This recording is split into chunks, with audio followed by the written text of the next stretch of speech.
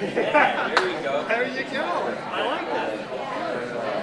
My brother-in-law sent me a ski trip. Oh, cool. I hope you're there with Brian. He actually got me Got your candies ready? Here. and so, oh, yeah, actually,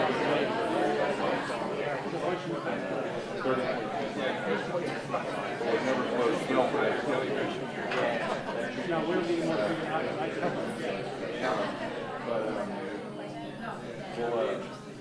we'll let you know. So maybe. Yeah, let me know.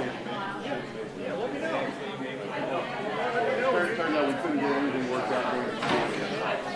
Yeah, those guys are there. The Frenchicker's coming away because of his little baby. Yeah. Isn't he coming?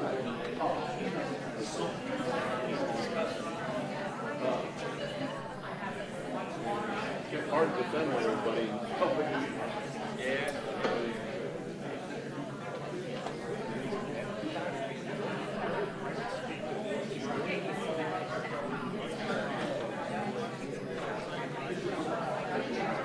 Back there yet?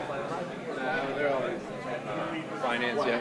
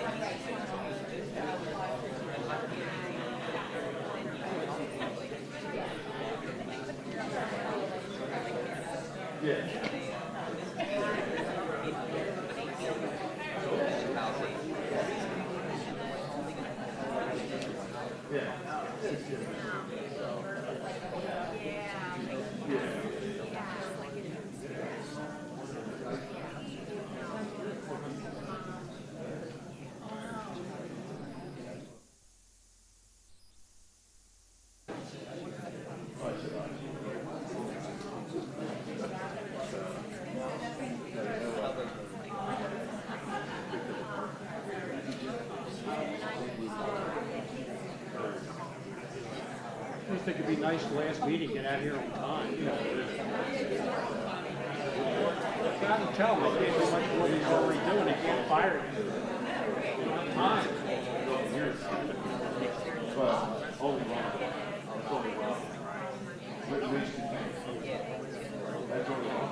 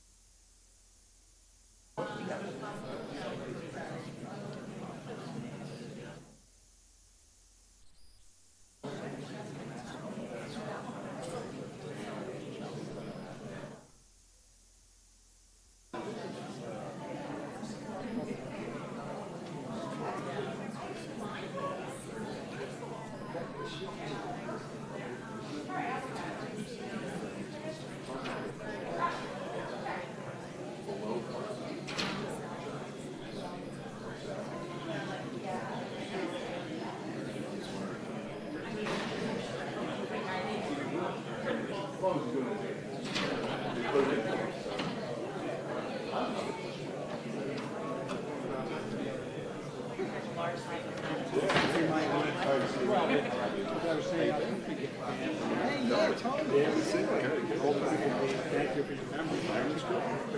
Yeah.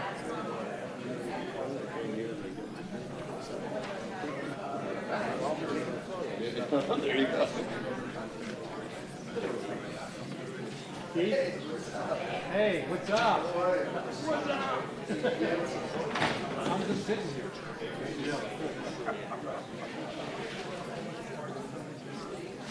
I did play golf. In an alley, in Lower Makefield, Highlands, Italian Gardens. It's for a couple of courses, it's really nice. Have you played this course tomorrow? Cedar Brook? Very good. Very good. You will not be disappointed. They have good food in the restaurant. So you live in Lawrence. You live in Lawrence.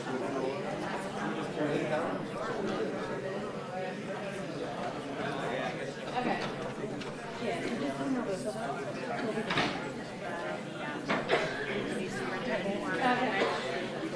Did they beat them up or not?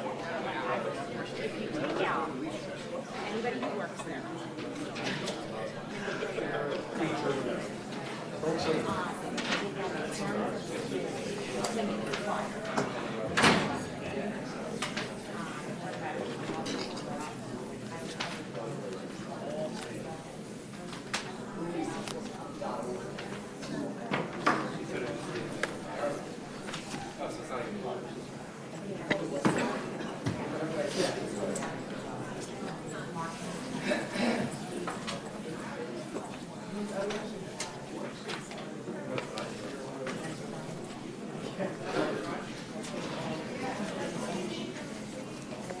Take questions in the audience?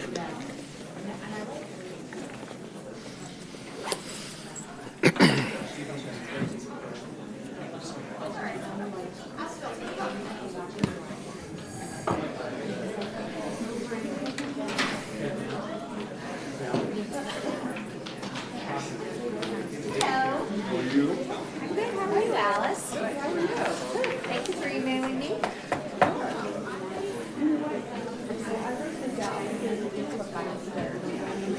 We do? Okay.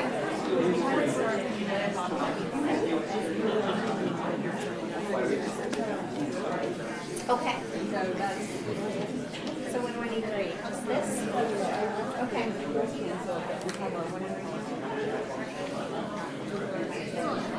Okay. We did the first reading before, if I remember. Okay. Did anybody sign up for public comment? I filled that on the forms. Oh, good, okay. So we will those to you. Okay.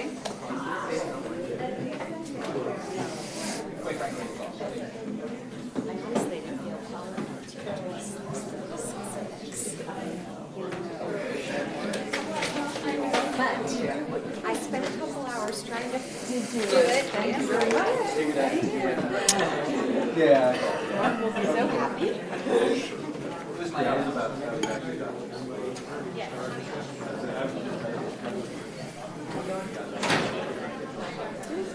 I didn't even no, I went out to dinner. I did. it was just that time. Yeah. So out of working time right at dinner.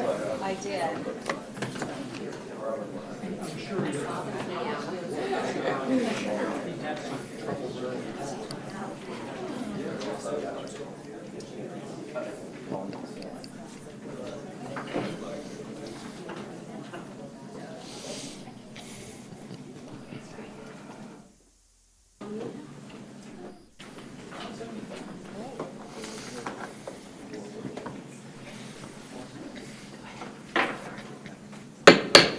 I'd like to call this meeting to order. The meeting is being recorded by the board secretary. We'd like to start with the flag salute, please. I pledge allegiance to the flag of the United States of America and to the republic for which it stands, one nation, under God, indivisible, with liberty and justice for all. Everyone's here except for Mr. Anderson. Okay. We'll start off with the approval of the meeting minutes from our last meeting, which was held on May 10th, 2018. Do I have a motion to approve the minutes of the May 10, 2018 meeting? Mr. Kern, a second? Second. Ms. Mitchell, discussion? All in favor, say aye. Aye. Opposed? The motion passes unanimously. Next, ladies and gentlemen, we will have the interviews for the open board seat. As you know, Dr. Sedicum resigned, so we have 4 people that have signed up to possibly be appointed to the seat vacated by Dr. Sedicum. The way the process is going to work tonight is that each candidate will have 10 minutes to summarize his or her background while the other candidates wait in the lobby. During those 10 minutes, they will read their statements, and then if there's time, the board members can ask questions of each candidate. Nominations will then be made by the board to fill the vacated seat, and then a vote will take place. In the event of a tie vote, which is a no vote, the board will vote on the next candidate, and there does need to be 5 votes to appoint the person. Once a candidate receives the majority of vote, he or she will be given the oath of office by the board secretary, who is a notary public, and that person will take their seat immediately and participate in tonight's meeting. Actually, it's not a majority of the vote, it's got to be 5 or 7. 5. tonight. That was, Pardon? But he said majority is the moment. Thank you, Mr. Garden. Okay. So we have 4 applications. The list of candidates are Mr. I'm sorry. Del James. Okay. Excuse me. Mr. Del James, Mr. Christopher Spear, Mr. Leo Barnaby, and Mr. Robert Di Liberto. Hopefully I pronounced that correctly. Okay. Do we just go down the list? Okay. It was the order in which we Okay. received them. Mr. James, would you like to approach the podium and give your statement, and would the other 3 candidates please move to the lobby?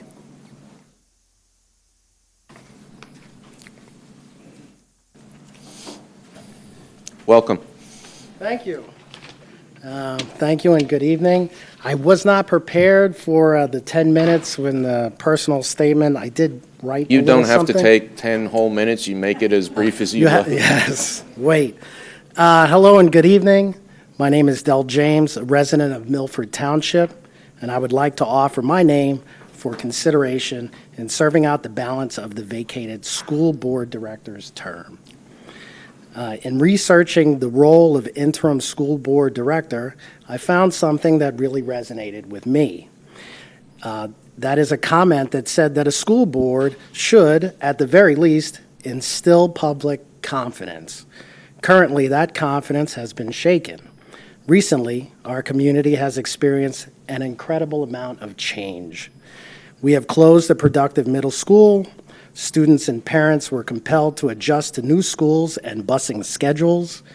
Teachers have been put in the position of uncertainty as to where they will teach, or even if they will be teaching in our community at all. Our whole community has been forced to accept increases in our school taxes year after year, and most recently, the unfortunate resignation of a school board director. This is too much change. While change is certainly inevitable, it is our responsibility to manage that change and make it productive. I believe that we are truly blessed to have so many wonderful children attending our community schools. I recently attended a middle school adaptation of the Addams Family musical. Just one example of the many opportunities that our kids are afforded here in Quakertown. This event showcased how gifted our students truly are. Not only that, but the show also provided our children with an opportunity to develop the self-confidence needed to stand on a stage in front of hundreds of people and act and sing and dance their hearts out. We should never take for granted the children of our community. Our community has entrusted to this board to ensure their prosperity. I believe that we have great schools here in Quakertown. The primary reason why my wife and I decided to move here 14 years ago. Great schools make positive impacts on those who attend them. And who is more responsible for the positive impact on our schools have on our children than their teachers? A great school is not about the building, but about the teachers. And that would include the counselors, nurses, assistant teachers, and even administrators.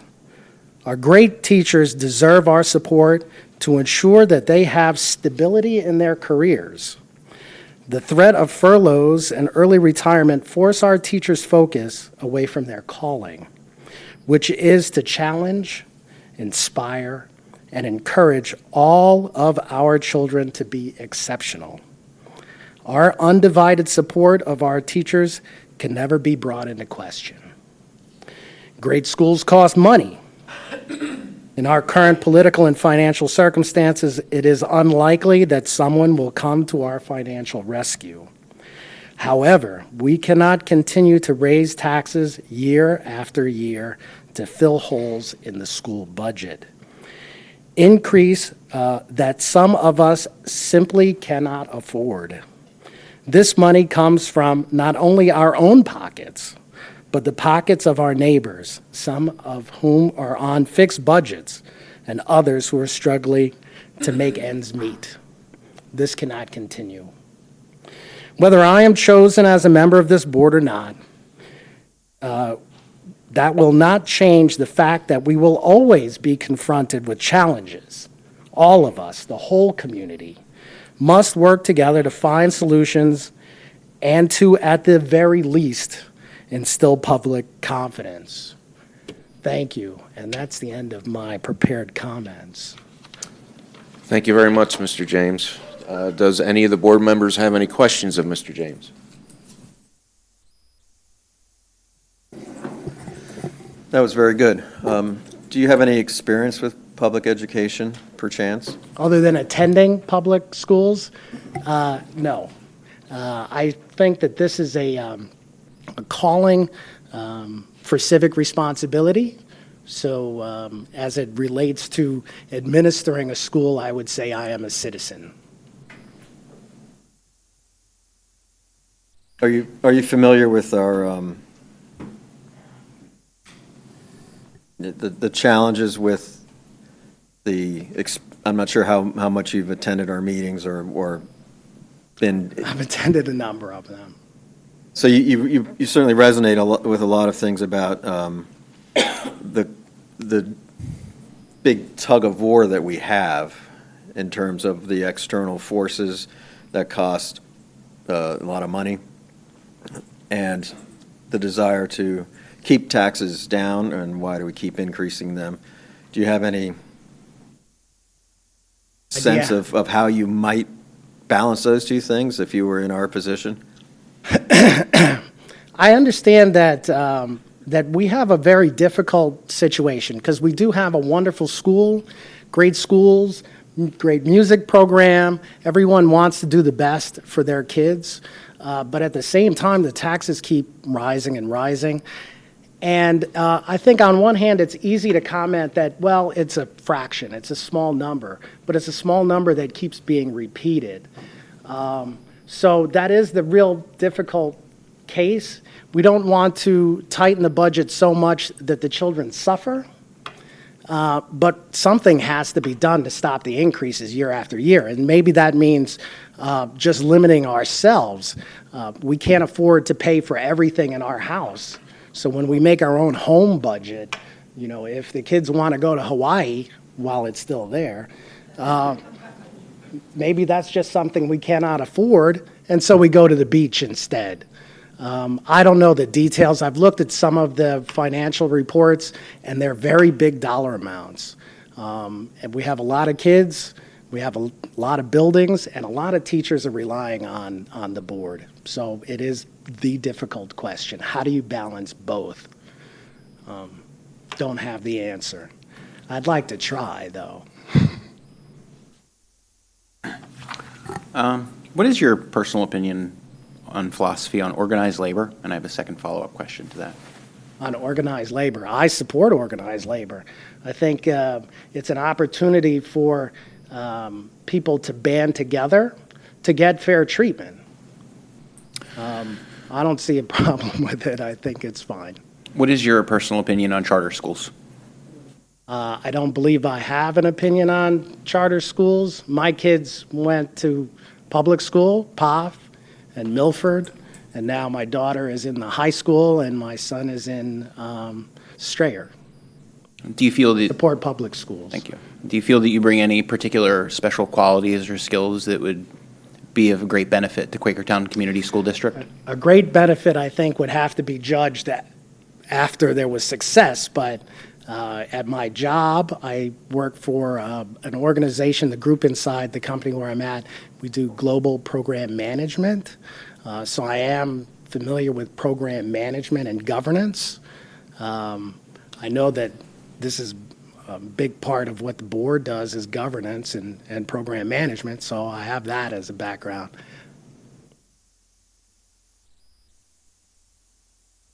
Any other questions? Yeah. Okay. Thank you so much for interest in being a board member. I would just be interested in knowing what would be your priorities if you were appointed to this position for the district? I think the first thing, or the most important thing, would be to calm the community. There's been a lot of change, and I commented in change, and it makes people worried. It makes people worried, the parents, the teachers, and that actually shows up with the kids. The kids are a reflection of their parents and their opinions, and so, communication, I think, would be something that I think should be a focus, to let people know that the board is actually working for them. And maybe the answers, some of the decisions that the board has to make are difficult ones, but the base, the foundation of those decisions is what is best for the kids in the community. Okay. Okay, we have just about out of time, so maybe one more quick question. You good? Okay. I have a question. What is your position on, Hear the question, yeah. I am president. Do it again. The light. There you go. Okay, there we go. What is your position on preserving extracurricular activities? In my family, both my kids go to the Quakertown Community Schools. Both of them participate in extracurricular activities. One is better at their schoolwork, scholastically, than the other one is. I would like maybe the teachers to, or maybe we should limit those who are not so good. I guess maybe that's, I think there was a comment, if your grades are not at a certain level, that you shouldn't be participating in some of the athletic events. But we have a jazz band that, wow, I think could play anywhere. My kids play in basketball and football. My daughter sings in the choir. I think it's all wonderful. These opportunities that the kids have to participate in these extracurricular activities, just like that play, on the surface, it's a great time. We get out, we get to see the kids sing and dance, but behind that is teamwork, working towards a goal, having the self-confidence, developing self-confidence, which is super important, the ability to speak in front of a crowd, to sing and dance. But who of us can actually do that and not mess up? It was a great thing. I think, it's something that should be fully supported. On the other hand, everything costs money, so, you got to balance it. Thank you, Mr. James. Sorry, that was a little long-winded. That's okay. If you would, sir, and thank you very much for your time and your comments and your interest. If you would go out to the lobby and ask Mr. Spears to come in. Thank you. Thank you. Spear, excuse me.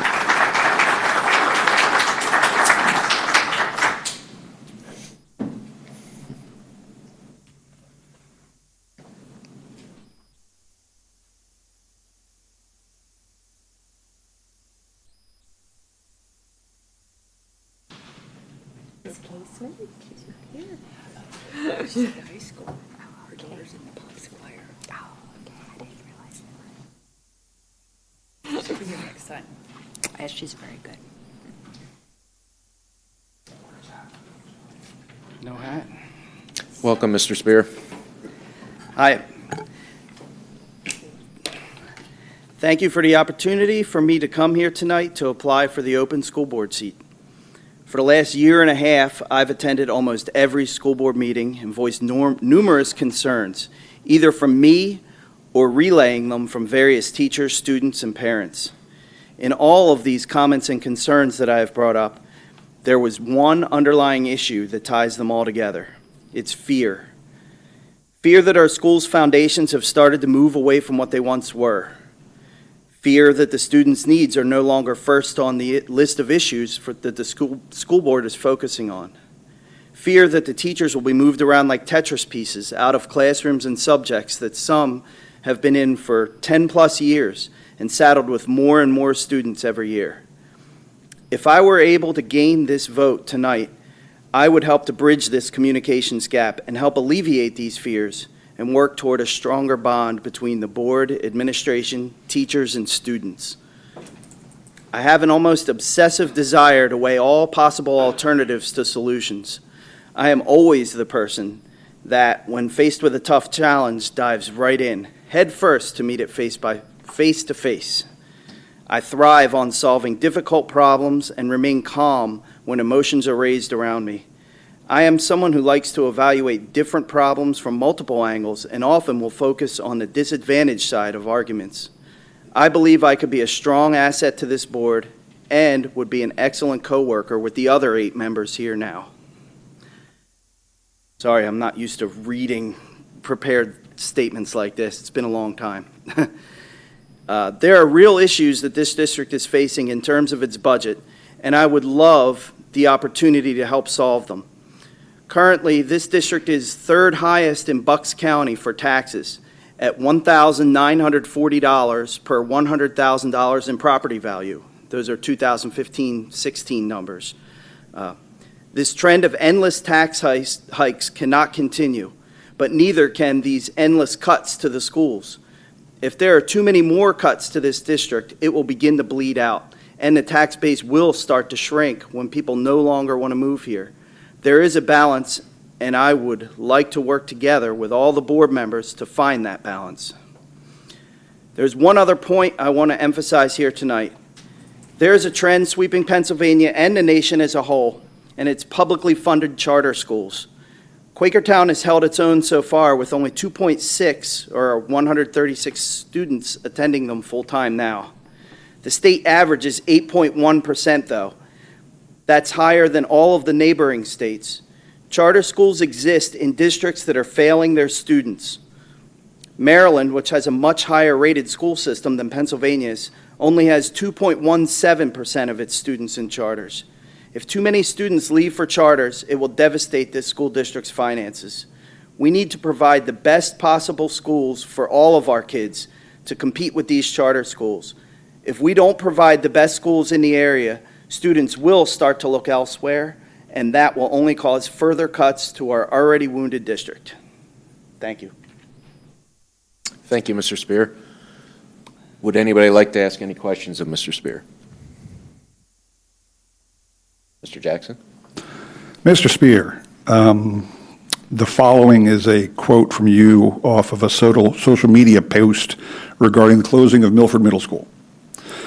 I should have picked it up then that this was not about the condition of the buildings, but it was all about firing teachers. How many teachers have been fired as a direct result of closing Milford Middle School? 0. Or Tohickon Valley? But how many were furloughed as a direct result of closing Milford Middle School and Tohickon Valley Middle School, or elementary school? 0 were fired. Okay, now to your point, here's the thing. The school board, the school district this year, the closing budgetary numbers is, we have about $4 million excess because of the budget we planned to do without closing the schools, and now we've closed them, and we're much better off than we were before. That was the intent of the previous board. Why was it a bad thing to close these schools, in your opinion? My opinion is that it was a bad thing because there were other options. This was not the only option to get to these ends. You know, I even proposed some different options that we could have done, essentially saving Milford temporarily, using other schools, moving students around only once, and there were other options. That's all I really wanted to bring up there, is that I don't necessarily disagree with the budget cuts or with budget cuts that needed to be done. We could not take from the fund balance. We could not raise the taxes any higher, but there were other answers. There were other means to get to this end point, and we're still not at the end point. There's still room to go.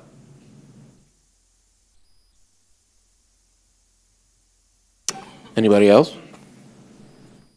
Chris, knowing what you know, and so talk me through how you will bridge that sort of that gap between understanding that taxes are that continue to rise are a problem on one hand, and and recognizing that if you continue to decimate the school system, we risk losing the community as we know it today.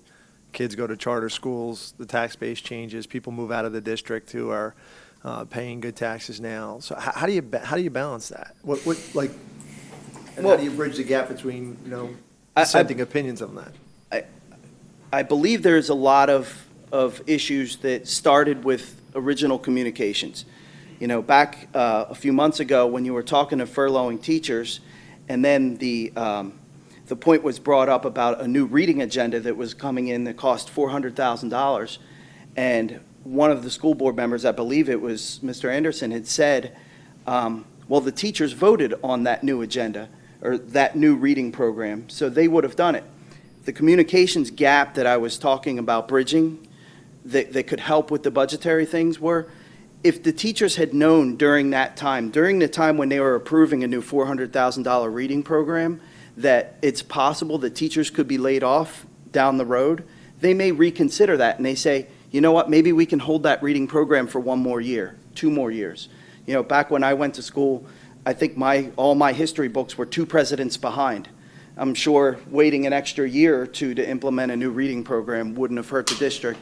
And if it would have saved teachers for possible 1 more year, they probably would have voted different or gave a different suggestion to saying that. But it starts with little things like that, and that's one of the communication issues that I was talking about. Now, bridging the gap between the taxes and stuff, that's a much harder thing. I really would need to see more data. And like I said, when I quoted the data for the tax rates here, I have them from the 2015-16 school year. You know, I don't have the current numbers, and I can't just get those off of the internet. And they are on some of the district sites, but most of them are older too. So you've always struck me as someone who's prepared and does your homework. So how often are you spent thinking about or doing something on behalf of trying to figure out how to assist us, giving us information up here and we're finding your data and those things? Most of the data that I would research, and I am a bit obsessive when it comes to a lot of things. Like I will research something, like sometimes I'll spend 7-8 hours in one day doing this, and maybe it's a problem I have, but I do tend to do this sometimes. But usually it would start from a comment that was made or a question that was either brought up online or at a school board meeting that said, hey, you know, is this the way this has to happen? And I would look up different alternatives to say, this could happen, this could happen, this could happen. And a lot of times I was interjecting my opinion into the matter, and a lot of posts that I put online were all my opinion. But I still stand by every one of them and say, it may not have been the right answer, like when I was talking about different options for closing Milford. I must have given 30 different options for ways we could have probably saved the same amount of money. You know, without sitting on this board, though, all I'm doing is throwing out opinions. I think that if I were sitting on the board, I could help make these decisions. Maybe just by throwing out opinions in meetings, but, you know, at least my opinions come back with some facts and some knowledge. Okay, Mr. Spear, thank you very much for your time. Can I ask one more question? Real quick. Just, you answered my first two questions that I'm going to ask everybody. What particular qualities or, skills do you think that you can bring to the board with a budget this size, bring to us as a,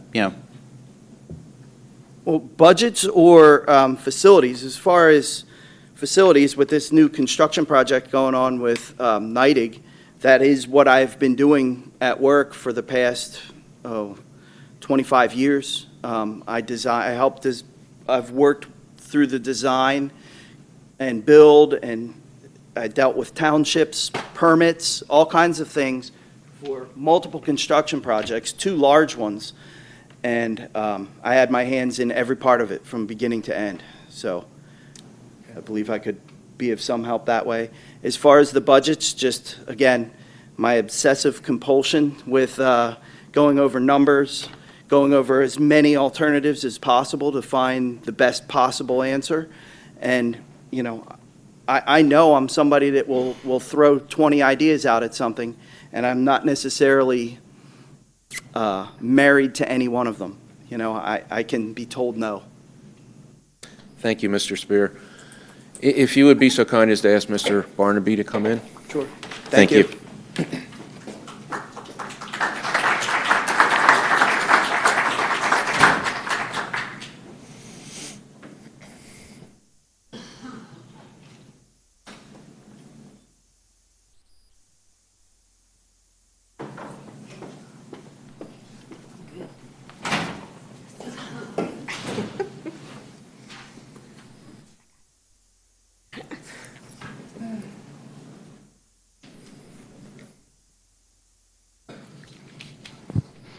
All right, sorry. Time's yours.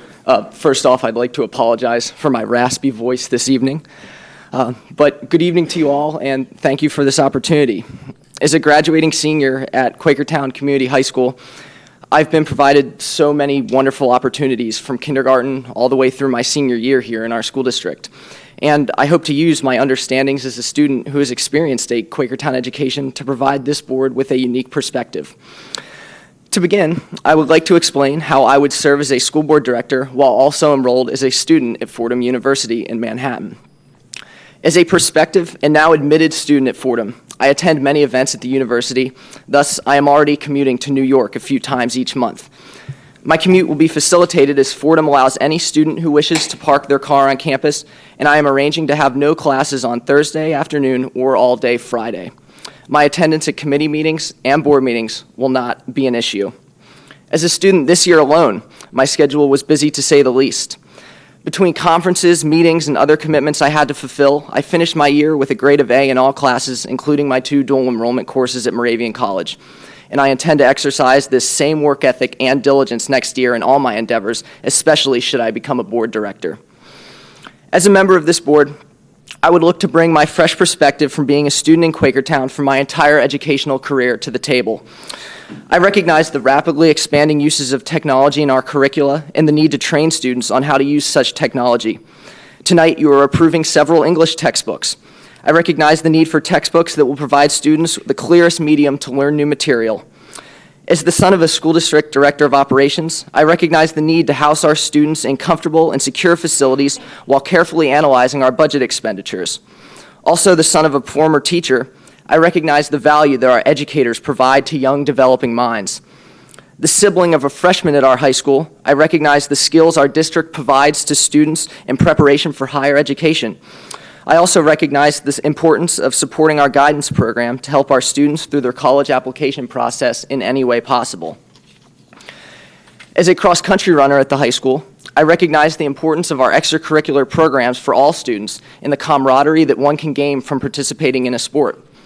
And finally, as a student myself, I recognize the integral function of schools in our community, whether through civic engagement or students' own outreach. I continue to enjoy participating in the board meetings as the student representative, and I would like to continue this after graduation. Politics and government is a true passion of mine, and I am cognizant of the fact that serving on a body such as this school board will help me to energize my passion to help our community. I know that all of my aforementioned qualities can be prominently displayed on this school board, and I understand that serving as a board director deeply affects the lives of community members and students alike. Looking at all perspectives, I aim to make decisions on a basis of what is best for students, employers, and our community as a whole. As a board member, many of these decisions are not easily made, but it is the job of a board director to make the best decision with these groups in mind, even when it ostensibly may not seem so. I believe that I can use this position to give back to a community which has given me so many opportunities, and with that in mind, I will be honored to serve as a Board of School Director. Thank you, and I appreciate your consideration. Thank you very much. Any questions? Mr. Barnaby, what was your opinion of the board's decision last year to close Milford and Tohickon Valley Elementary School? Well, I think that any time we're considering closing facilities, especially schools, that decision needs to be looked at very carefully because, as I just said, schools are certainly an integral feature in the communities where they're located. Looking back on it, I can't give a definitive answer of what I would have voted, as I was not a board member at the time. I would obviously, if I was a board member, I would like to see committee input. I would like to use my own resources and my own time to investigate how we could possibly save funding other ways. But at the end of the day, that decision was made, and I think right now the importance is to ensure that we can move forward in a least disruptive way to students and our employers. I have a question. Since you'll be in college, and congratulations on that up at Fordham, very good school, there are additional responsibilities you'll have besides board meetings. Are you going to be willing and able to follow through on those additional committee responsibilities while you're in college?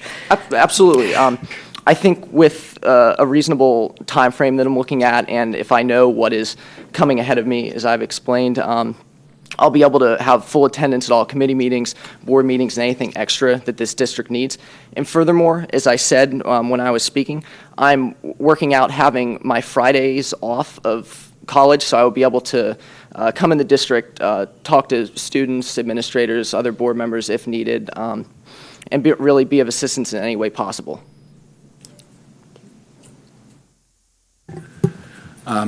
What is your opinion on, you're going to get my three questions that I'm going to ask everybody. What is your opinion on organized labor?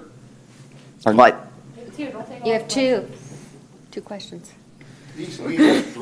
What is your position on organized labor, please? Well, obviously, I think that the unionized labor in this district, especially the teachers, are a very important part of this district, and many teachers have been very special to me in my life. Some of them have literally changed the course of my life and really influenced me in what I'd like to do when I grow up.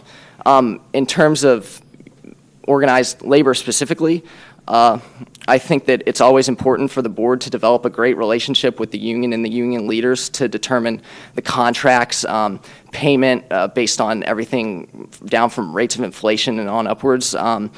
And in my understanding, that agreement with the teachers union specifically stands until 2021. So at that point, that would be when I would look into, obviously, making a new agreement with the teachers and developing what that would be at that time, if that is your question.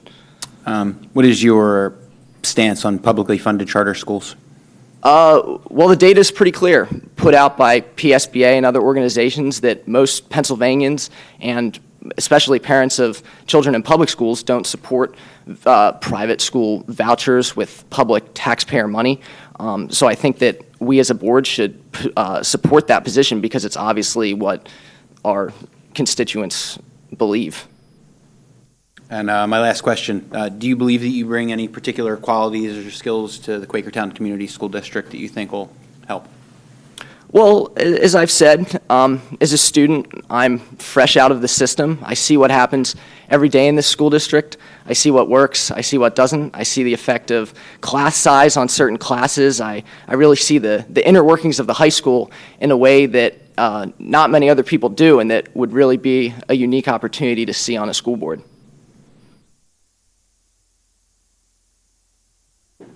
Have you ever had a Friday night at college? I have not. A Thursday night here? Well, I can tell you I've had many Thursday nights here, but not a Friday night in college. But I'm certain that if I was on the board, I would make sure to be here, and this would be my first and foremost commitment. I absolutely applaud you for standing up and even giving it a shot to come out and serve. So my one question to you is, recognizing that there's a balance between, the things you talked about, which was the teachers and the buildings and the academics, and a tax base that, has seen a tax increase over the years, despite the fact that we've closed several schools, and we continue to face that in the future. How do you plan to balance both of that, and what perspective do you bring to that sort of balance? Well, specifically with the Act 1 index with respect to that, I think that, it's a unique tool that the board possesses, but if we're looking to raise taxes substantially beyond that 2.8% limit, that needs to be looked at under the absolute strictest level of scrutiny because, as I believe has been mentioned, there are many people in this district that don't want to see their taxes increase. There's many people on fixed incomes. We have a large number of students and their families per the students on free and reduced lunch. So that needs to be looked at very carefully. With that being said, it's something that the board has at their usage, but I would really want to look at if we could save funds in any other ways before we would raise taxes at a limit such as that. We have time for maybe one more question. So I was going to ask a different question, but since you mentioned that, so if it came down to looking under every single rock, and obviously nobody wants to raise taxes, if it meant raising taxes or furloughing teachers, which would you choose? Well, I can't give a blanket yes or no answer. I would obviously need to look at all of the circumstances. Obviously, no one wants to furlough teachers or raise taxes, so I would need to look at it under that specific circumstance. Neither one of those scenarios seems like a great idea to me. It's not, and that's the kind of tough decisions, that we have to make. And I applaud you as well, as Keith did. I am a little bit concerned about the fact that you are going to be in college, and I don't know that you can really fathom the amount of work that goes into this. I appreciate so much that you're willing to put in the work and put in the time. That would just be my, putting that much on you with having to focus on college. Are you sure that's something that you want that additional responsibility to take on? Can I respond to that? Yes. I certainly understand what you're saying. Obviously, this was not a decision I took lightly to run. But I think as I've explained, if I were to be on the board, I would work with the same level of diligence that I have this year. I've already had experience taking 2 college courses, and I know what the college atmosphere is like. I know how to budget my time on extremely tight schedules, and I would certainly be willing to assist the board in any way possible. Thank you very much, Mr. Barnaby. I have the utmost confidence you'll be able to do that. If you would, sir, would you ask Mr. Diliberto to come in? Thank you.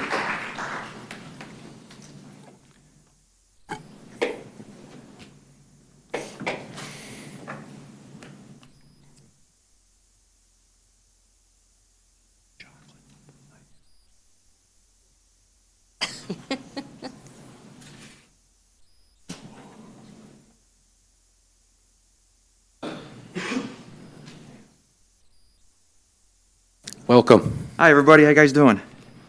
All right. I'm kind of happy to be in front of you guys. And tonight, I'd like to speak briefly about a few things. One is my family. The other is my beliefs. And the last is my skill set. Kara and I have lived in the area for over 14 years.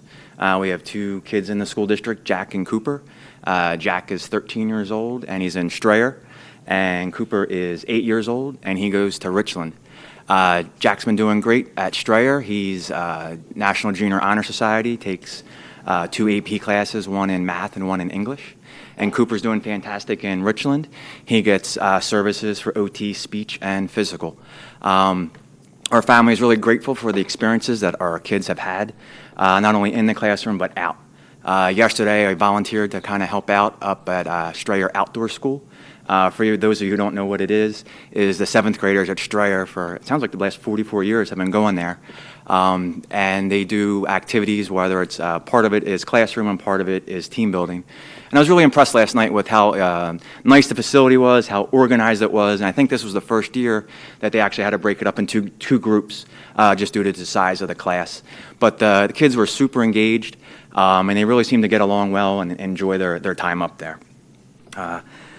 So as far as my beliefs are concerned, I'm from a large Italian family. I'm the oldest of 12 grandkids. So usually once or twice a month, we'd all get together at Grandmom and Grandpop's house for dinner or a late lunch. And it was great because we'd all be together. It was fun, it was loud, it was a lot of food, and it was like a holiday almost every month. And that's kind of what shaped what my beliefs are as a person. I always think that you should feel good about yourself. You should be proud of what you do. You should surround yourself with good people and try and help out where you can. And that's not only my belief for my family, but also for work. I work for Paychex. I've been there for about 13 years. And what I do is help companies manage their 2 largest expenses, which is labor and benefits. And what it is, it's a lot of listening, getting an understanding of what their current processes are, how they do things, why they do it that way. A lot of times I'll ask a question of, well, why do you do this process? And the answer sometimes is, well, we've always done it this way. And really, it's my job to understand what better looks like for them and whether or not I can help them. And really what I do is just give them options and let them know here's what the opportunities are for that and what the return on investment could be. So like I said in the beginning, I'm very grateful to have our family here in the school district, and I'm looking for ways to give back. And I feel that my beliefs and my skill set would be just an addition to the board that could help you guys get to where you want to be. So, thank you. Mr. DiLiberto. I believe Mr. Achmanowitz has 3 questions for you. My first question is, what is your position on organized labor? As far as? What is it? As far as unions and non-unions?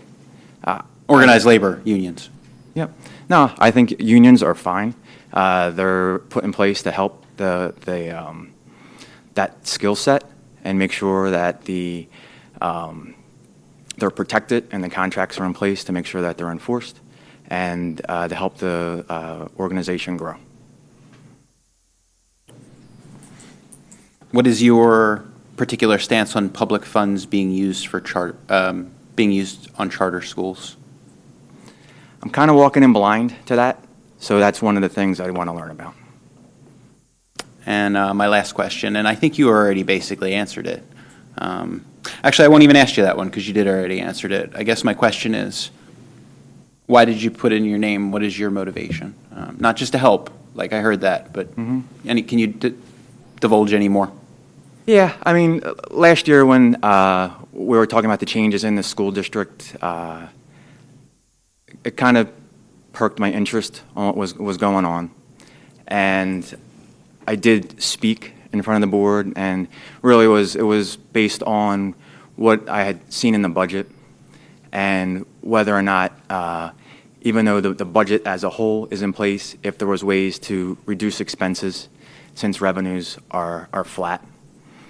And I think there might be opportunities, I don't know, but that's kind of why I want to just get a better understanding of what's happening with the school district and if there's ways that we can help improve it, whether it be reduction in expenses or just other alternatives that maybe we haven't thought of. Okay. Any other questions? what would your priorities be if you were appointed? Where do you feel the school needs the most help, I guess, or support, and how would you help with that? Yeah, I think the first step is really just to kind of get a better understanding of the direction of the district and what the priorities are.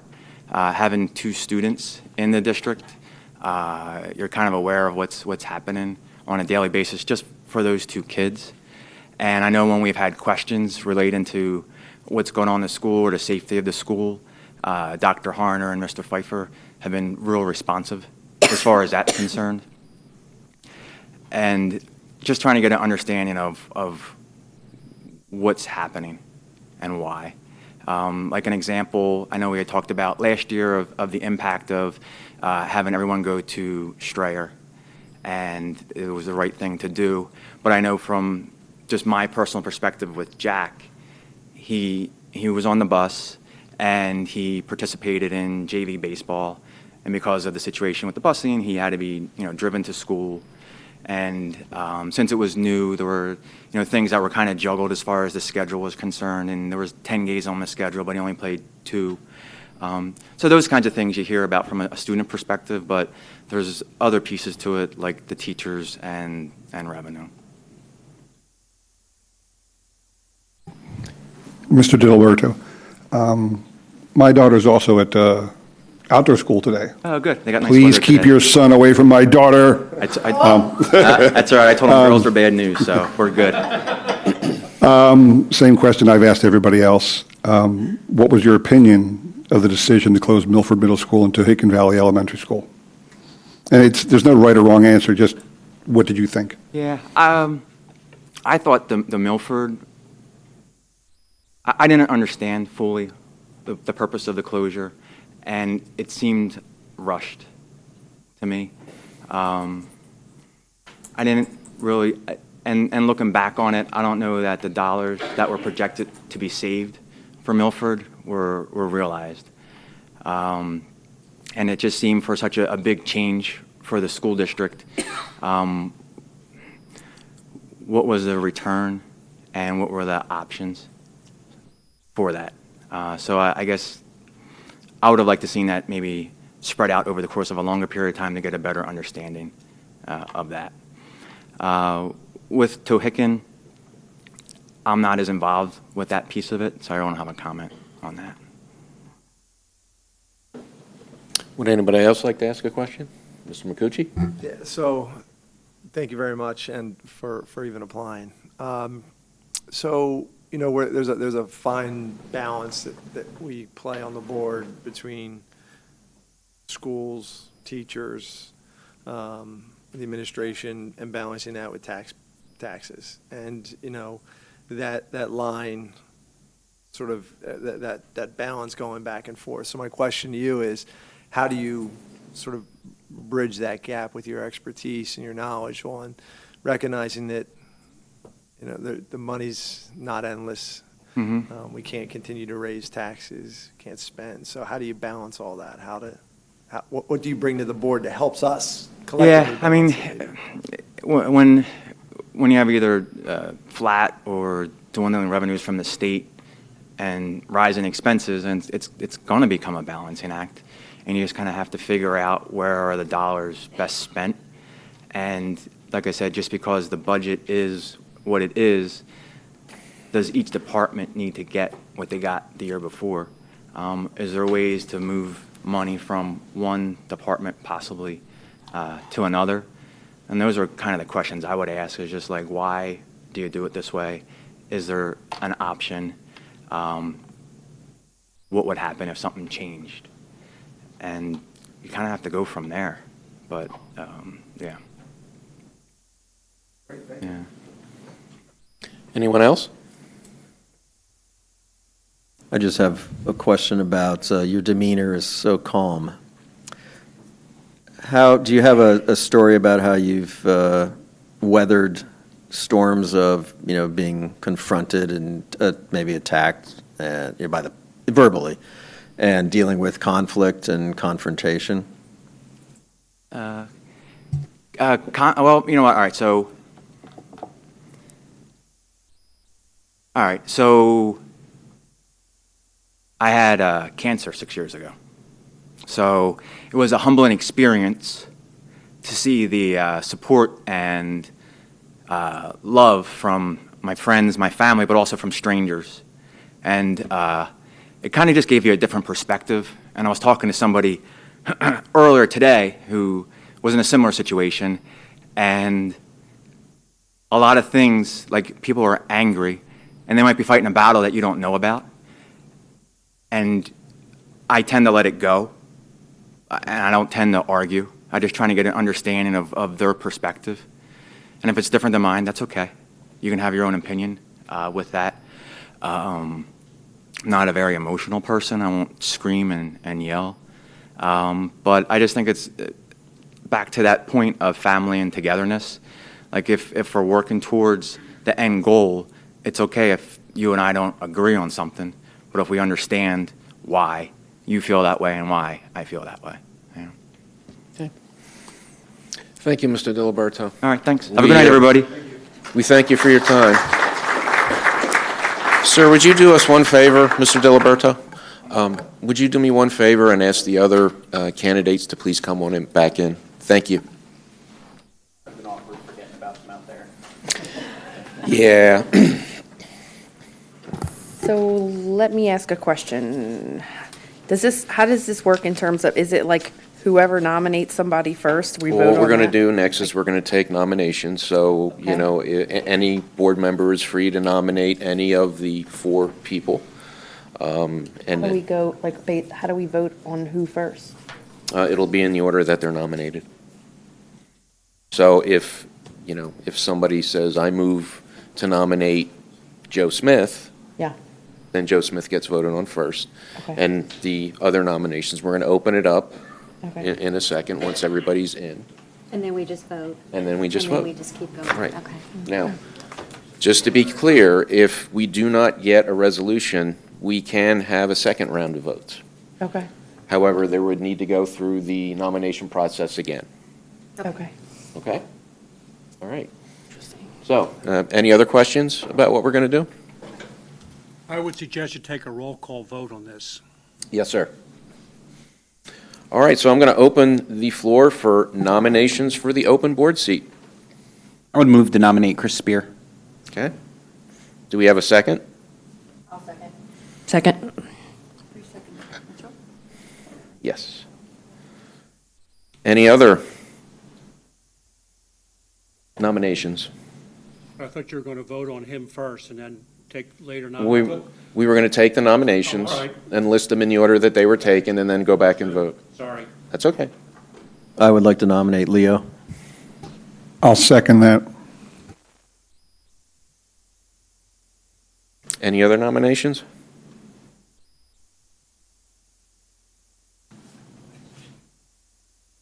Seems like I think we should vote first on who we nominate and then, I like your suggestion. We'll get a chance to vote on everybody once they're nominated and in the order that they're nominated, so. Mr. Spear will be voted on first, followed by Mr. Barnaby. Right. Well, we may want to nominate, maybe not now, but down the road after we vote on those.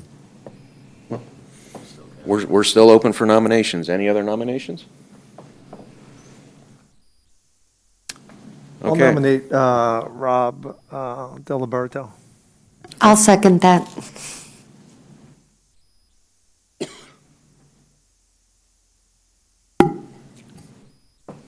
Any other nominations? Well, I don't want Dell to feel left out. Yeah, I was going to say, I'll go ahead and nominate Dell, James. I'll nominate him. Can I nominate 2? Absolutely. I'll nominate Dell. I'll second.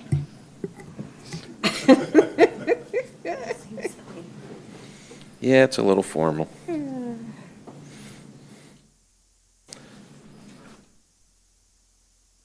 All righty, we're going to first take a vote on Mr. Chris Spear. Correct. We need 5 votes to gain approval. So, Madam Secretary, would you do the honors, please? Mr. Jackson? No.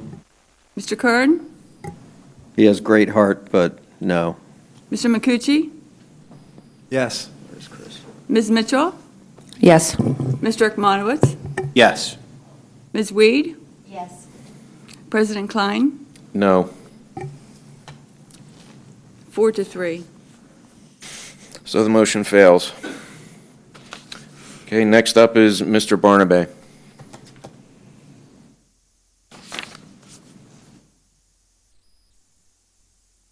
Okay. Ms. Weed? Reluctantly, no. Mr. Jackson? Yes. Mr. Kern? Yes. Mr. McCucci?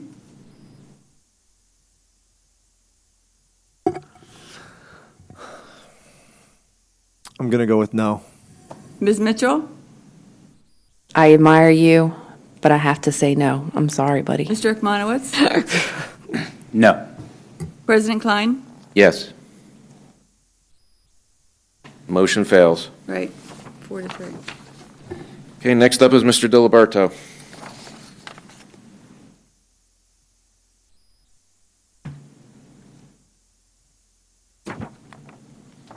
Mr. Ekmanowitz? No. Mr. Jackson?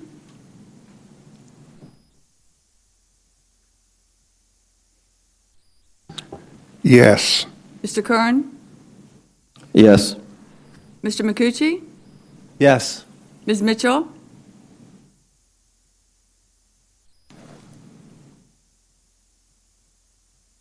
Yes. Ms. Weed? I'm on the fence, but I'm going to say yes. President Klein? No. All right, it appears. Yes, 5. It appears that Mr. Diliberto has won.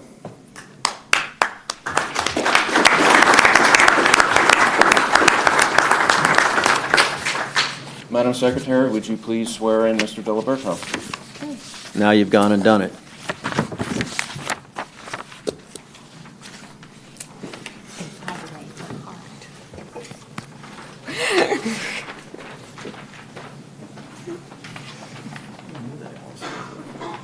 Notary? Yeah. That's why she makes the big bucks. Little quippy things, yeah. Make it a fancy stamp, too. And raise your right hand. I, Robert Diliberto, Do solemnly swear do solemnly swear that I will support, obey, I will support, obey, and defend the the Constitution of the United States and Constitution and the Constitution of this Commonwealth, and that I will discharge the duties of my office with fidelity. and I will discharge the duties of my office with fidelity. Congratulations. Thank you very much. Congratulations.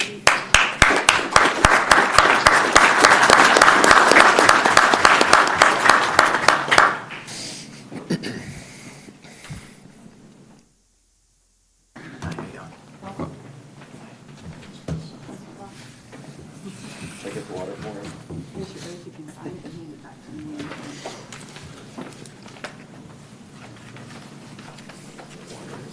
Yes, he does. Yeah. So he feels welcome. Thank you, Madam Secretary. Mr. Diliberto, congratulations. Okay, this brings us to the first general public comment section of the meeting. Madam Secretary, did we have anybody that signed up for No, we public did not. comment? No? Is there anyone in the audience that would like to comment? Yes, ma'am. Please address the podium and state your area of residence.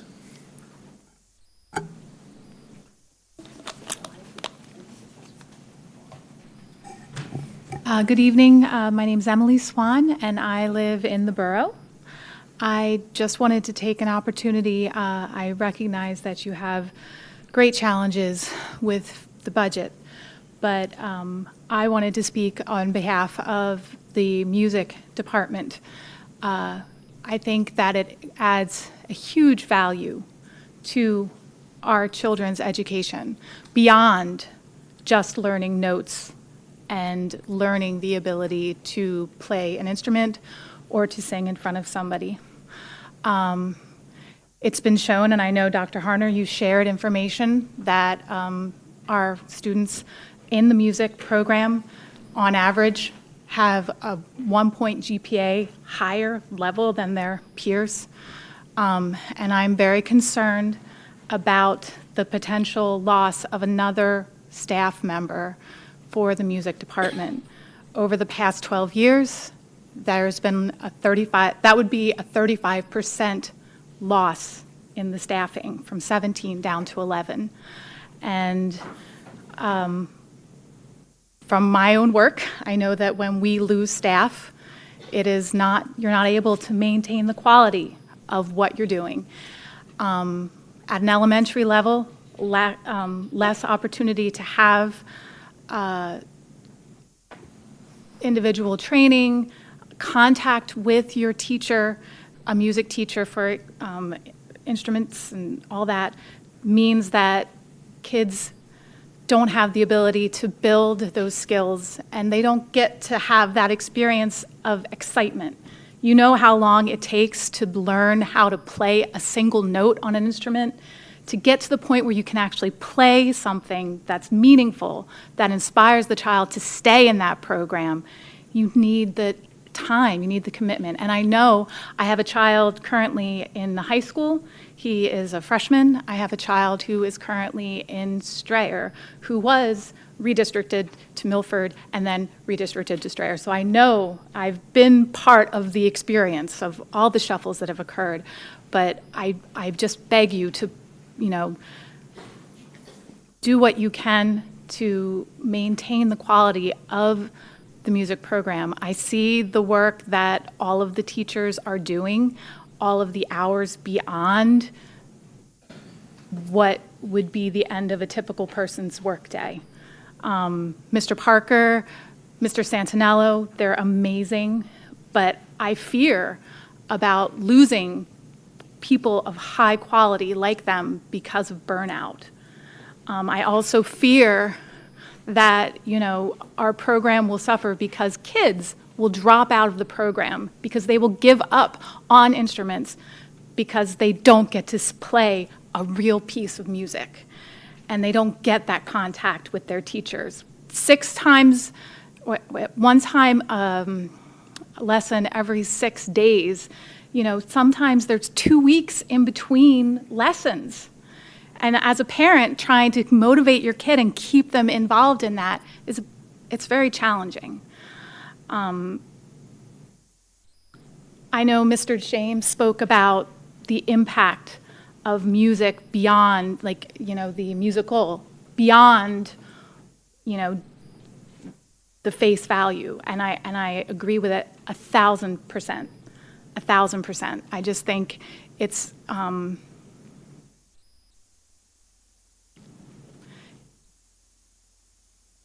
I can't put it into words. And I think, I do want to also point out 2 other things. They're important points.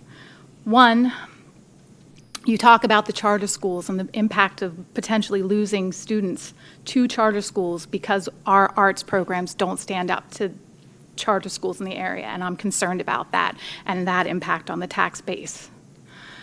And also the importance of music in education, because not only is it something that gives them a skill for their entire life. Somebody plays a sport when they're 20, 30, they may blow out their knee, but they can't do it anymore. But you play an instrument, you sing a song, you can do that until you're 80, 90. And I know people who do. It's also so important to kids to have an outlet for their stress.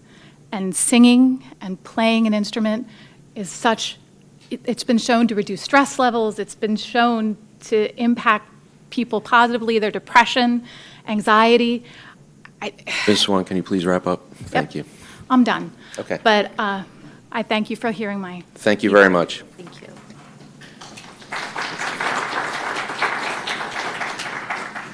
Any other public comment at this time? Okay, we'll move to the superintendent's report. Dr. Harner. Yes, sir. Good evening, everyone.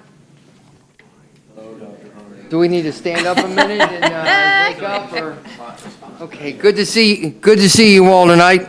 We have two items on the agenda tonight for the superintendent report, and they're celebrations. The first is our high school students who were Students of the Month. Mr. Magnich, the assistant principal at the high school, would you please come on up and talk about your program and bring the students forward?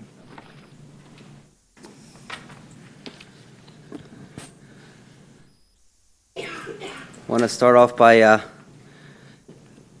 thanking Leo. Did a really nice job tonight representing our school. Real proud of you.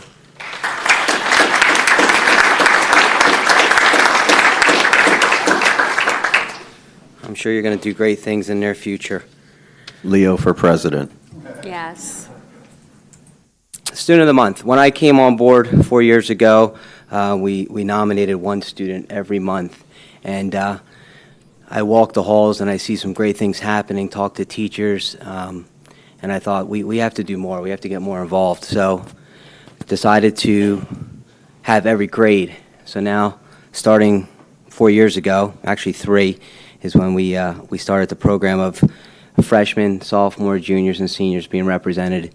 And it was all done through teachers, faculty, members in our school, recognizing students for not only great attendance, great academics, socially, in the community, in extracurricular, working, everything. So it was a whole package. And again, we get some great nominees throughout these last couple years. What we do after we get a Student of the Month, we nominate an Outstanding Student of the Month. So tonight you're going to see 2 of those outstanding students. The Rotary Club through Quakertown sponsors a dinner the second Tuesday of every month, and I'm fortunate enough to go to that with the parents and those individuals who are considered Outstanding Student of the Month. They are awarded not only the dinner, but also a $100 scholarship to use for their future education. So it's a great event. You're going to see 2 great students come up tonight. It's kind of like the bookends. We have a freshman for the month of February, and then the month of April we have a senior. So you're going to see both ends of it. So I'm going to call up my first individual, and I'll say a little bit, but I really like to turn it over to the board or the community if they want to ask any questions of these great individuals. So Caleb Roth, if you could come up, please. He is a freshman.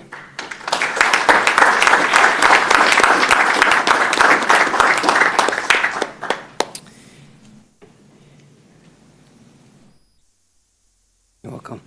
Caleb does a great job. A little similar to myself, has an interest in the country and livestock. He actually wants to go on to possibly Penn State and be a farm manager. He does great academically, also very blue collar.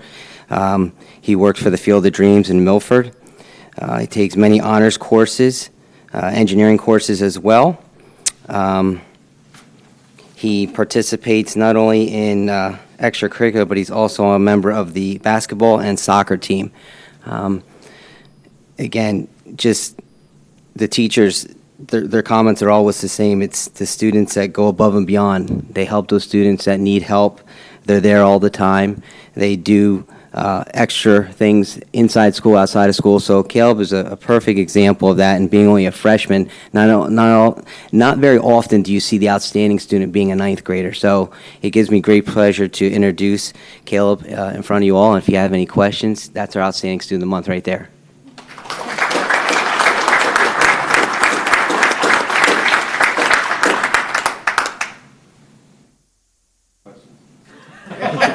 Three questions, Ms. 3 questions. I'll spare him. Thank you.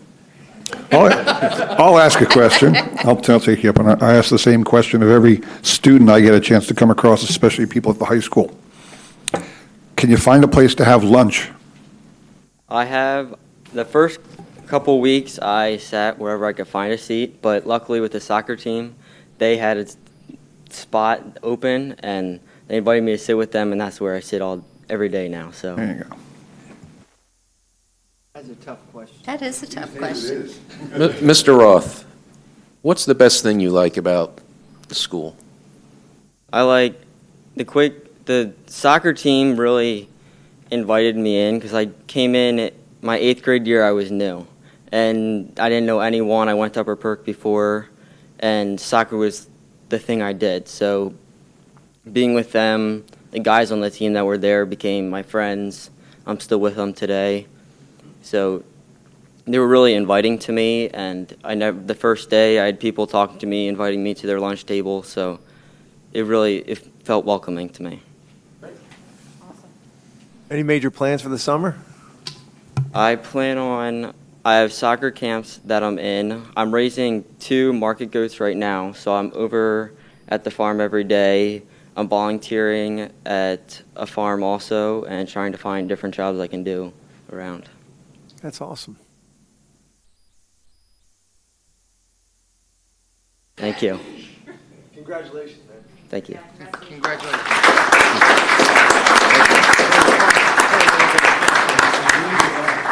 Ed, keep pressing it.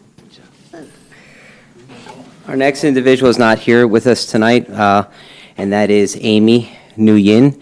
She is a sophomore, and she is currently at the Pops concert. She does band and also choir. Again, just an excellent student. She participates in our peer counseling that goes over to QE.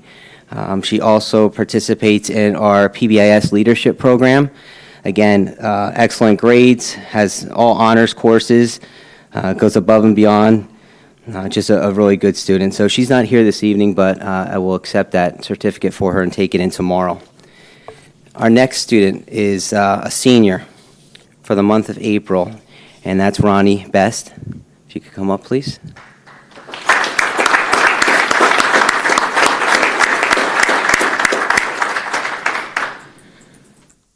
Ronnie's one of those individuals that tries to get involved in everything, and she's a part of the Key Club and also our event coordinator for the Mini-Thon. If you're familiar with our Mini-Thon, she was pretty much the heart and soul of the whole Mini-Thon this year. It's a 12-hour program that we put on to help pediatric cancer.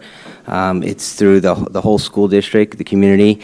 Ronnie put in countless hours, her and Dr. Finnerty, and just did a great deal. I believe took over 14,000 this year, almost 15 grand this year, and it was, I think, at least 4,000 or 5,000 more than it was the year before. So each year it gets a little better, and she just does a great job. She was also involved with our basketball team for the last 4 years.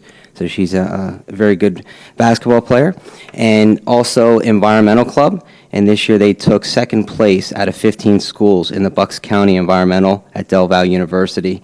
Her GPA is a 4.18. She's part of our National Honor Society. She takes 4 AP courses, and she plans on going to Shippensburg University, biomedical engineer, and has her eye on Merck Pharmaceutical. So there's another outstanding student.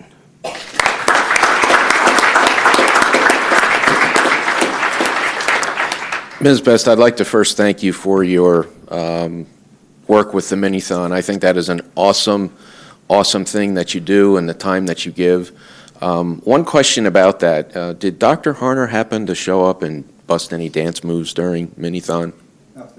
Yeah, I don't think this year, and I was super busy, so I wouldn't really know. Okay. I know Dr. Or was it Finnerty you were did. just doing this if you did? Maybe that too. Okay. And Shippensburg's a wonderful school, so good luck there. Thank you. She was my partner during the pep rally. Mm-hmm. Really? Yeah. Okay. Any major summer plans? Just work, trying to save up for college. That's really it. Where do you work? At Giant Food Stores next to Lowe's. I'm customer service. What draws you to the pharmaceutical industry? I just like how you can expand on basically anything, that there is a lot of possibilities that you can do, especially with biomedical and thinking of new advances to try to make the human body better. I happen to have a very good connection to Merck. I happen to be married to him, so you let me know in a few years, okay? Congratulations on the student. Yeah, Thank you. Congratulations.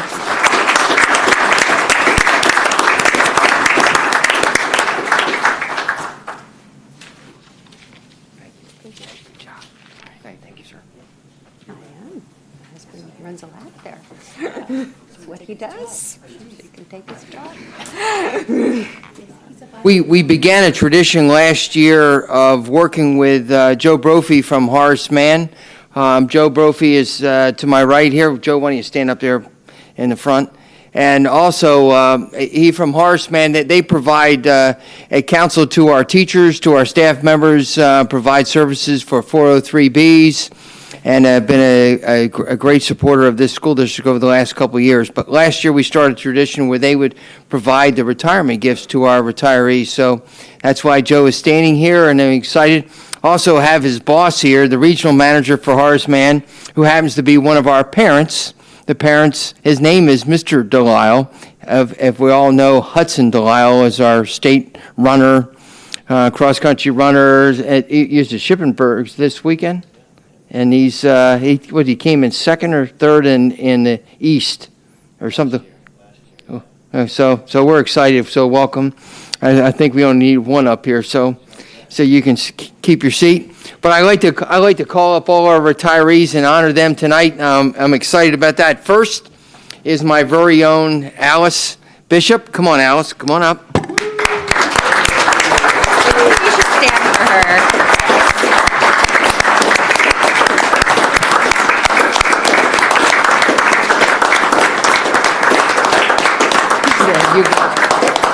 Alice is with well over 20 years of service, most of them serving as the administrative assistant to the superintendent. You've had three or four of us, one interim and three regulars for how many years now?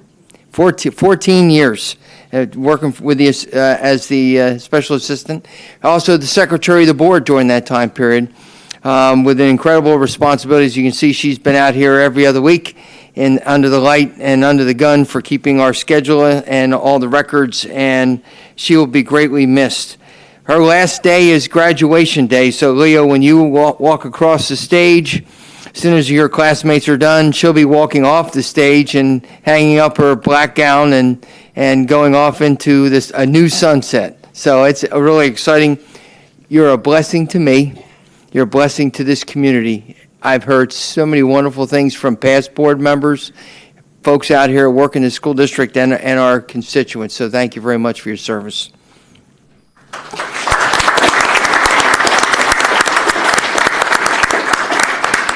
Sue Hippley, a second grade teacher at Natick. Please come on down.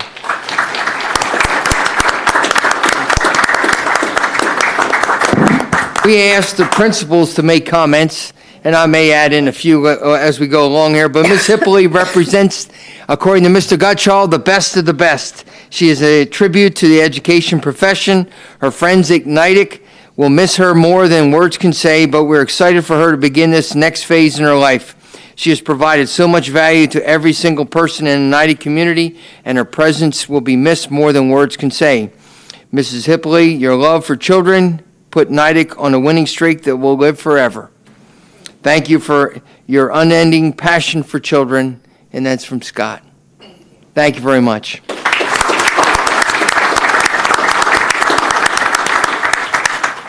Antonio Corto, come on down.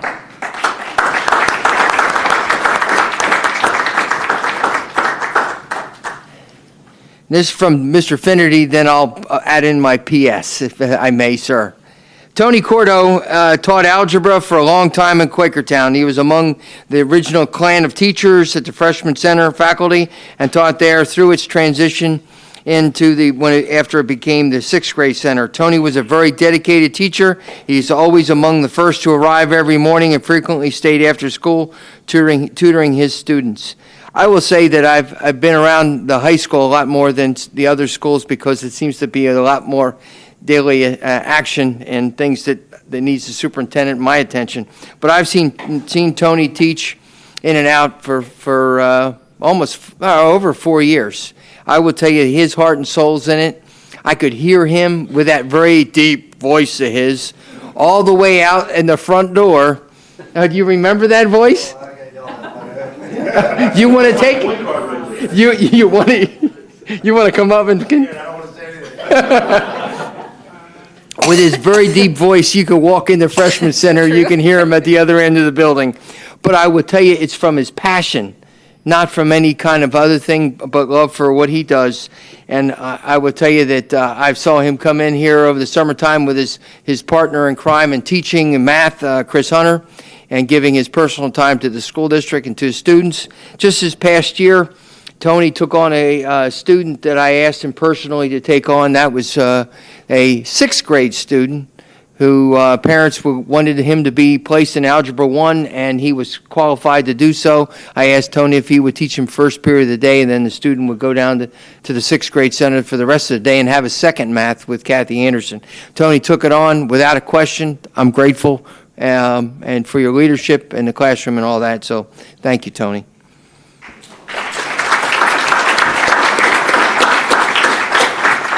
Bev Pearson from POF. Bev didn't make it.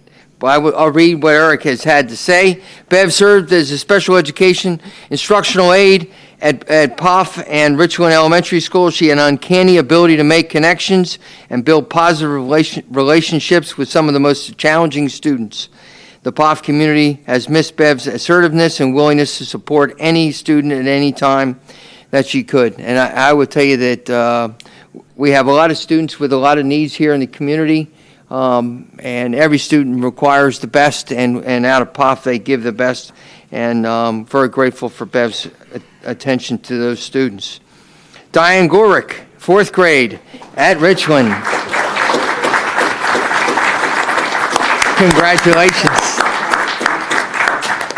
From her principal, Nicole Zerbliss, Diane Gorick has devoted over 30 years to inspiring students. Every day she shares her passions, especially in reading and music. Diane is a leader at Richland School, and her creative spirit will forever leave a mark on her students and the Richland Elementary School staff. So thank you very much.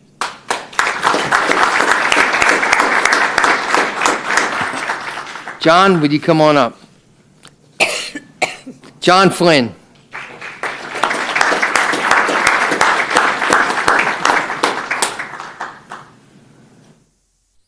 John Flynn is a PE teacher. He has taught in almost every elementary school. He currently is serving in Quakertown Elementary and POF Elementary as their physical education teacher. His calm and even-keeled demeanor, coupled with an amazing sense of humor, allows for an excellent presence for our students. And I will tell you, every time I see him, he's very gracious and always has a big smile. And most recently, I saw him out there playing ball in the court inside the gym at POF, and he had them going. He mentors students through his modeling of an active lifestyle and his leadership by example. He has been responsible for PE for thousands of Quakertown students. Think about that, thousands of students, and has been the coordinator for field days for many years. In addition, Mr. Flynn has been responsible for leadership of the ACES program, All Children Exercise Simultaneously, as an event and method to motivate all children to exercise. Mr. Flynn has been a constant in gymnasiums across Quakertown for decades, and we wish him the very best as he turns the page to a new chapter. Best of luck.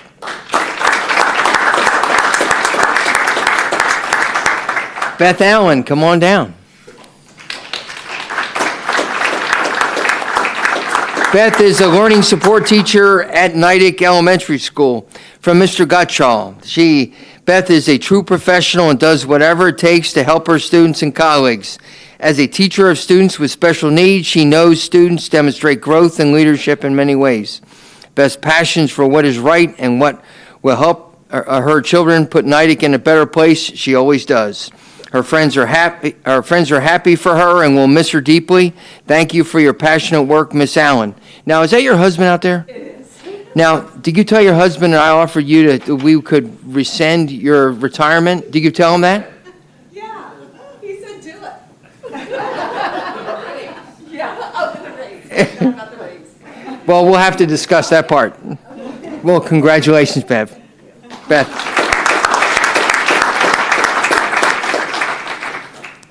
Now, the next gentleman is the character from Strayer, now at POF Elementary School, Mr. Marty Freer. Marty, please come on up. This is from Mr. Thompson, and I'll add a little bit at the end. Marty taught in Quakertown for more than 33 years at Richland, Strayer, and Puff. Marty taught 5th grade for so long at Richland that 5 years after he left, Mrs. Elmore was still using his room to provide directions. Walk down the hallway, turn left at Mr. Friel's old room, etc. He leaves an indelible mark on children and on his friends and colleagues. The Quakertown Community School District community will truly miss Mr. Friel's sense of humor, commitment to children, passion for excellence, and his own words, awesomeness. When I first met Marty, it was at Strayer, and he was out there in the hallway during a class change, and students that weren't going into his classroom were coming by, and Marty was up there high-fiving them all. And that speaks volumes of what the impact you've had on children that I personally got to see, so thank you. You'll be missed. The next is the voice of Quakertown Community School District, Linda Grisella. Linda, come on up.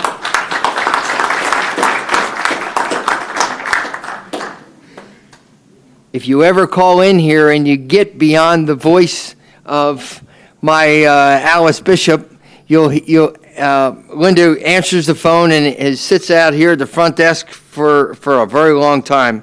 Linda has been with the district for 30 years. She began her career with Quakertown Community School District in May of 1988 in the computer room at the old district office when each building had just one computer with a dial-up modem. During her, what's that? During her time with Quakertown Community School District, she also worked in the tax and census office and as the district receptionist most recently. Linda's kind and welcoming presence in the district office will be missed. I will tell you, I've never had anyone call in and say they were not properly addressed when they called into the school district office or greeted out here in front, and that's been for almost 5 years, so thank you. We congratulate her on her new beginning and next adventure, and I know the grandbabies are out in the state of Oregon, so she'll be spending a lot of time out there in the near future. Congratulations.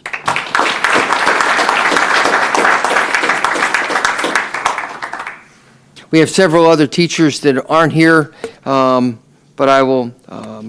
I think everyone else is anyone I failed to call out. I think I've called out everybody. But thank you very much for your service. Look forward to seeing you out there in the community. Beth, you said you wanted me to find you a job. Sir, we're just going to have to negotiate the price. Congratulations.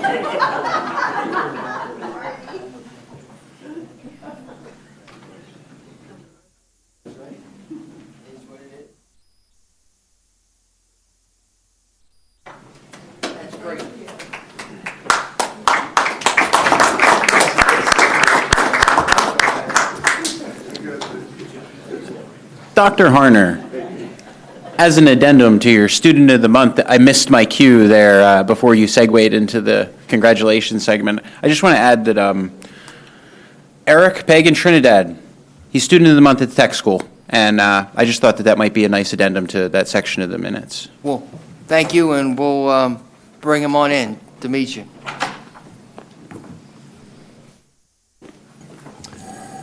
All right, Dr. Harner, is that it for your report? Yes, sir. Thank you. That brings us to the student representative report, Mr. Barnaby.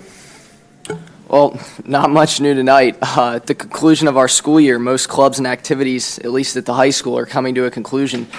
As Dr. Harner mentioned, track and field sent 5 student athletes to the state competition, including Hudson, so we'll certainly be excited to see those results. I'd like to congratulate Mr. Parker and our high school jazz band who won first place at the Steel Stacks Jazz Showcase, which is absolutely renowned as a very highly competitive jazz competition. In other news, our high school's Key Club is still continuing their outreach. They are collecting shoes for poor families in developing nations. And finally, our senior class is closer to the end of their academic career, at least in Quakertown. Final exams begin tomorrow morning. Senior Prom is this Saturday at Sunnybrook Ballroom in Pottstown. Many will be leaving on May 30th for a trip to Walt Disney World, and commencement, as you all know, is set for June 7th. Thank you. Mr. Barnaby, I have a question. Now that your Thursday nights and Friday nights will be free, are you going to change your schedule? We'll see. A resounding maybe, right? Okay, thank you. I have a proclamation. Yes, sir. If you would have this read into the record for Mr. Barnaby and present it. Surely. Okay. Whereas Leo Barnaby has served as student representative on the Board of School Directors of the Quakertown Community School District during the 2017-2018 school year, and whereas the Board of School Directors commends Leo Barnaby for doing an outstanding job of keeping the board informed of student achievements and activities and for fulfilling all of his responsibilities as an elected student representative to the Board of School Directors, therefore be it resolved that the Board of School Directors directs the Secretary to include this proclamation in the minutes of the board meeting on this, the 24th day of May, AD 2018, and be it further resolved to extend to Leo Barnaby best wishes for continued success in future endeavors and to forward a copy of this proclamation to him as a lasting reminder of the board's appreciation for a job well done.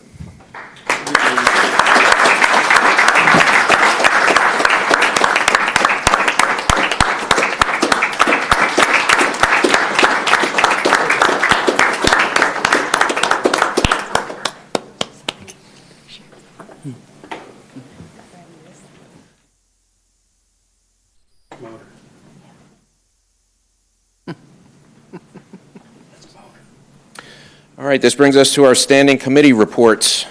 First up is the Policy Committee report. Ms. Weed. Everyone is always riveted by the policy committee. Tonight's meeting was canceled, but we do have one policy on the agenda for tonight for approval. It's policy 806 on child abuse.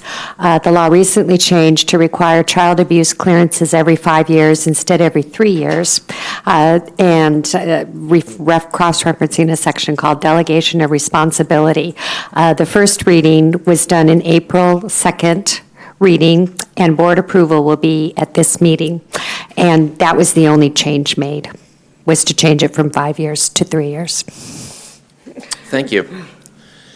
Next will be the Finance Committee meeting report, and this was Dr. Sedicum's committee. Obviously, Dr. Sedicum has resigned, so Ms. Mitchell will be giving the report tonight.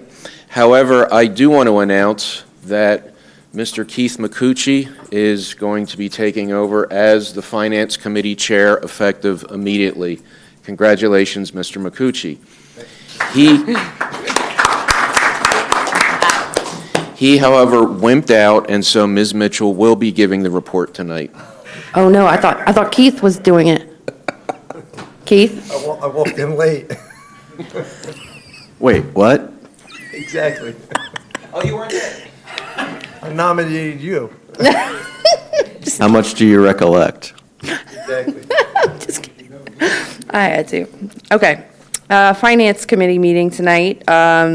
We applied for a couple of mini grants, and Pennsylvania Department of Education Division of Food and Nutrition has awarded Quakertown and Richland Elementary School each $4,800 as recipients of the school breakfast program.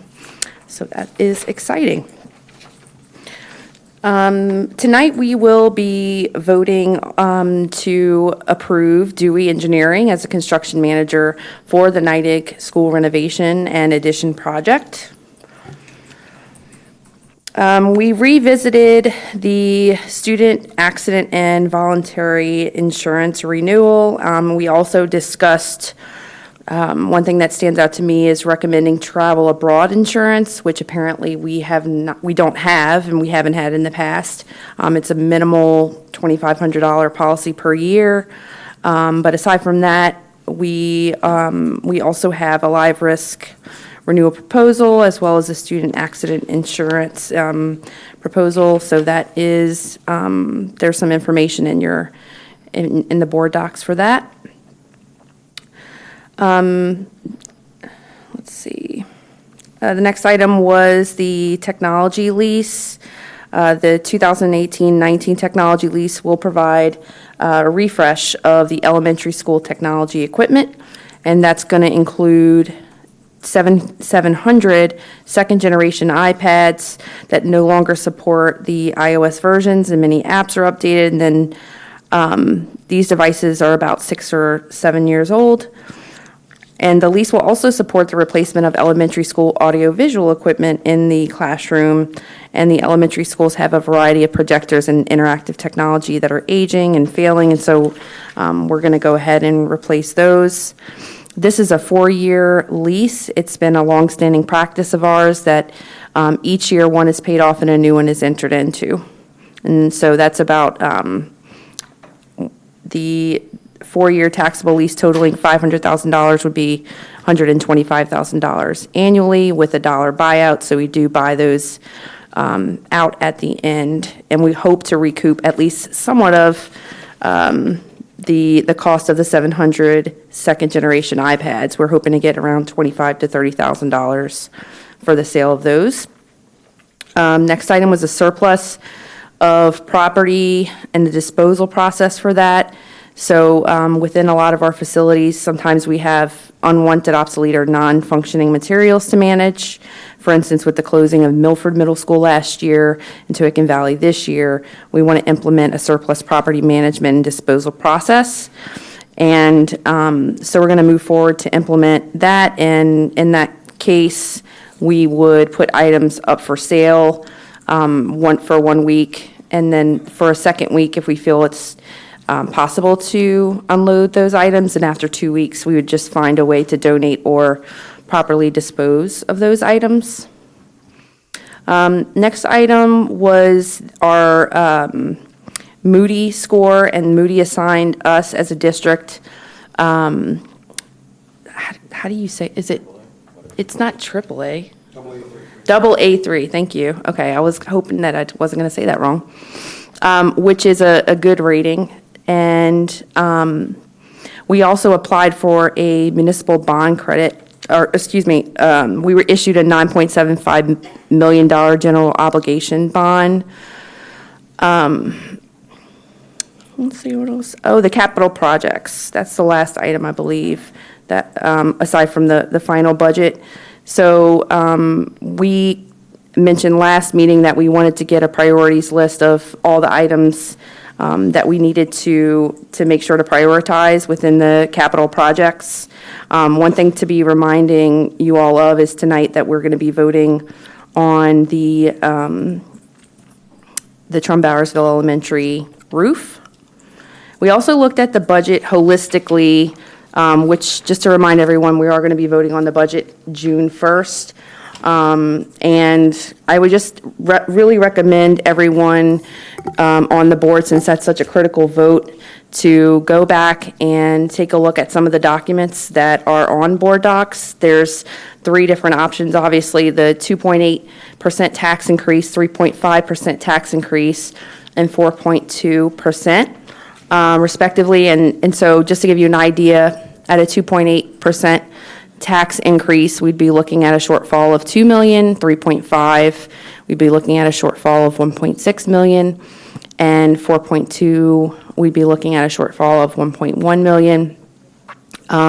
Now, some good news is that it appears that we are going to become under budget this year, approximately $4 million, which would bring our fund balance to a total of approximately $15 million, which I thought was a good amount of money, but I later found in our meeting that one of the risks of our credit rating was that we don't have as much padding in the fund balance as it. So we don't know, and what we're trying to get is what is that exact sweet spot that we should have in order to maintain a good credit rating, but we also don't want to hoard taxpayer dollars. So we're really trying to figure out, where is that. So more to come on that, but we're some other things to take in consideration. If you look on board docs, there's at the bottom, it says additional considerations. So some of the things that we're considering removing from this budget that are accounted within the numbers are the Milford Middle School demolition, removing the senior high school AP position, the board newsletter, and then transportation cost. So that all added together is a pretty significant amount of money. It's about $1 million, I'd say, give or take. So that being said, just keep in mind that the budget that's approved, another thing that's significant is that I didn't realize you're only allowed to you have to plan to take money out of the fund balance. Mid-year, you can't just decide, oh, I'm going to take money out of the fund balance, which I thought was rather strange because it seems like that would be a savings account and you could just say, okay, I'm going to take this from my savings account. But you and Zach, please correct me if I'm wrong with any of this, it's just my understanding, is that you have to plan that budget in advance to say how much money you're going to take out of the fund balance for the next year. That's the only time that you can plan to take money out of the balance. Am I tracking on that? More or less, yes. More or less, okay. And there's maybe some exceptions to that, right? Just like some small exceptions to that, but. District feels in a little reserve. Yeah. Try not to use, but it's available.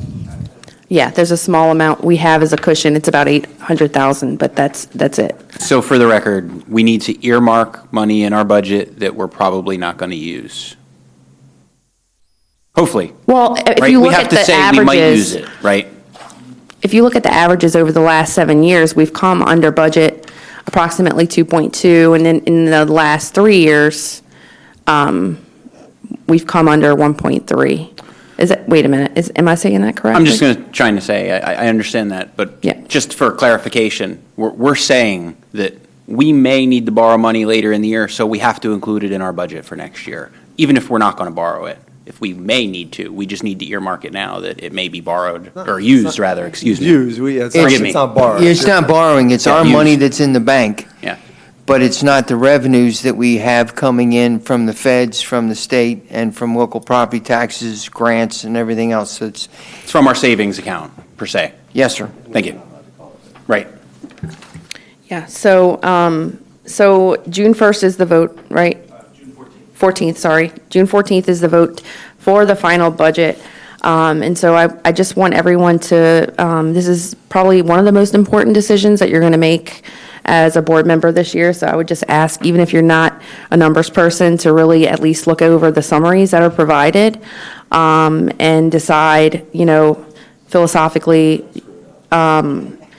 where you're going to vote. If it's going to be to hold the line at the 2.8, which would leave us 2 million, or to maybe have some wiggle room to take some exceptions. And that's the end of my report. Mr. DiLiberto, you've got a lot of homework to do in 2 weeks. Did anybody have anything else to add? Thank you, Ms. Mitchell. Next is the Bucks County Intermediate Unit number 22, Mr. Jackson. The IU met by phone last Monday, scheduled to meet on Tuesday. That being election day, a lot of people decided that they would rather attend that than attend our meeting, so we moved it to phone meeting on Monday. I've included everything from the awesome news, which is a highlight of all the different programs that they wish to highlight, and the board digest, which highlights all the various things that were approved at that meeting. If you get a chance to go through the awesome news, you'll see our own Lisa Hoffman on page 11. Looks like she's scooping ice cream or something. Is that what it was? Water ice. So, yeah, it's very exciting. And that's, please take a moment to look at those programs. It's a lot easier for you to look at them, for me to summarize them all. It's public record too, so if the public has an interest, they can review that as well. That's my IU report. Thank you, Mr. Jackson. And just to be clear and for the record, are you saying that at the last meeting you phoned it in? We did. Okay. All right, sir. Next is the legislative report. Again, Mr. Jackson. Legislative report, I would ask again of the public.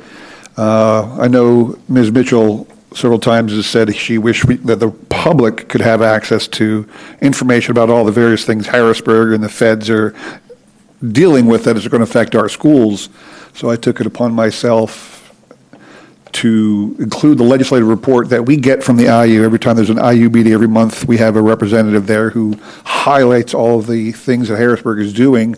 I've asked Alice to put that on the public portion of the website, so every second meeting of the month, if people in the public have any concern about what legislation Harrisburg is considering that's going to affect the schools, please look at that. And depending on how you feel, contact your legislatures. I'm going to highlight a couple things from that report today.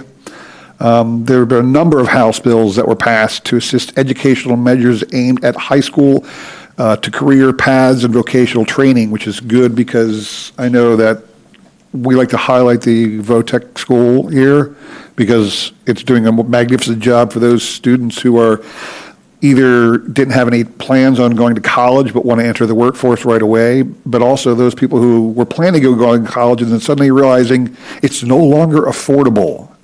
And you can come out of high school earning a nice $60,000 job or whatever and not have $100,000 loans over your head for the next, 50 years. So that's a good thing that Harrisburg is starting to push that as a proud tradition of going to work instead of going to college sometimes. House Bill 638, prohibiting school board candidates from cross-filing, was approved by the House and is now in Senate committee. Rumor is that will likely pass. It's certainly a long way away, but for those of us who have cross-filed over the years, there's a good chance that'll cease. Senate Bill 1048, attempting to remove school buildings as polling places, was referred to committee. That has little support, as I understand it. I certainly know for those people who are not happy that we have polling places in our schools, this board attempted to change that. We went before the county commissioners last year with 4 willing alternate locations to house polling places outside of our schools, and the county commissioners basically said they would die on a hill before they let the schools no longer serve as that function. So this has little support in Harrisburg. It's got little support locally. I love the idea. It certainly is. Parents, I'm sure, would love to have those 2 days still available, but that's one where you have to contact some people. If I may, on this point, Ms. Edwards, the next calendar year and the general election in November, that is a staff development day? It's a trade day for student conferences, so there would not be students in school.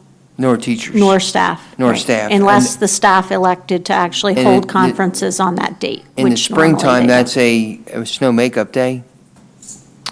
I would have to look to see if we approved it or if we took that out as a snow makeup day. I would, moving forward, given the feedback we've had from some of our parents and the challenges some of our principals had in trying to make it work, that we don't, going forward, that's not a work day for students.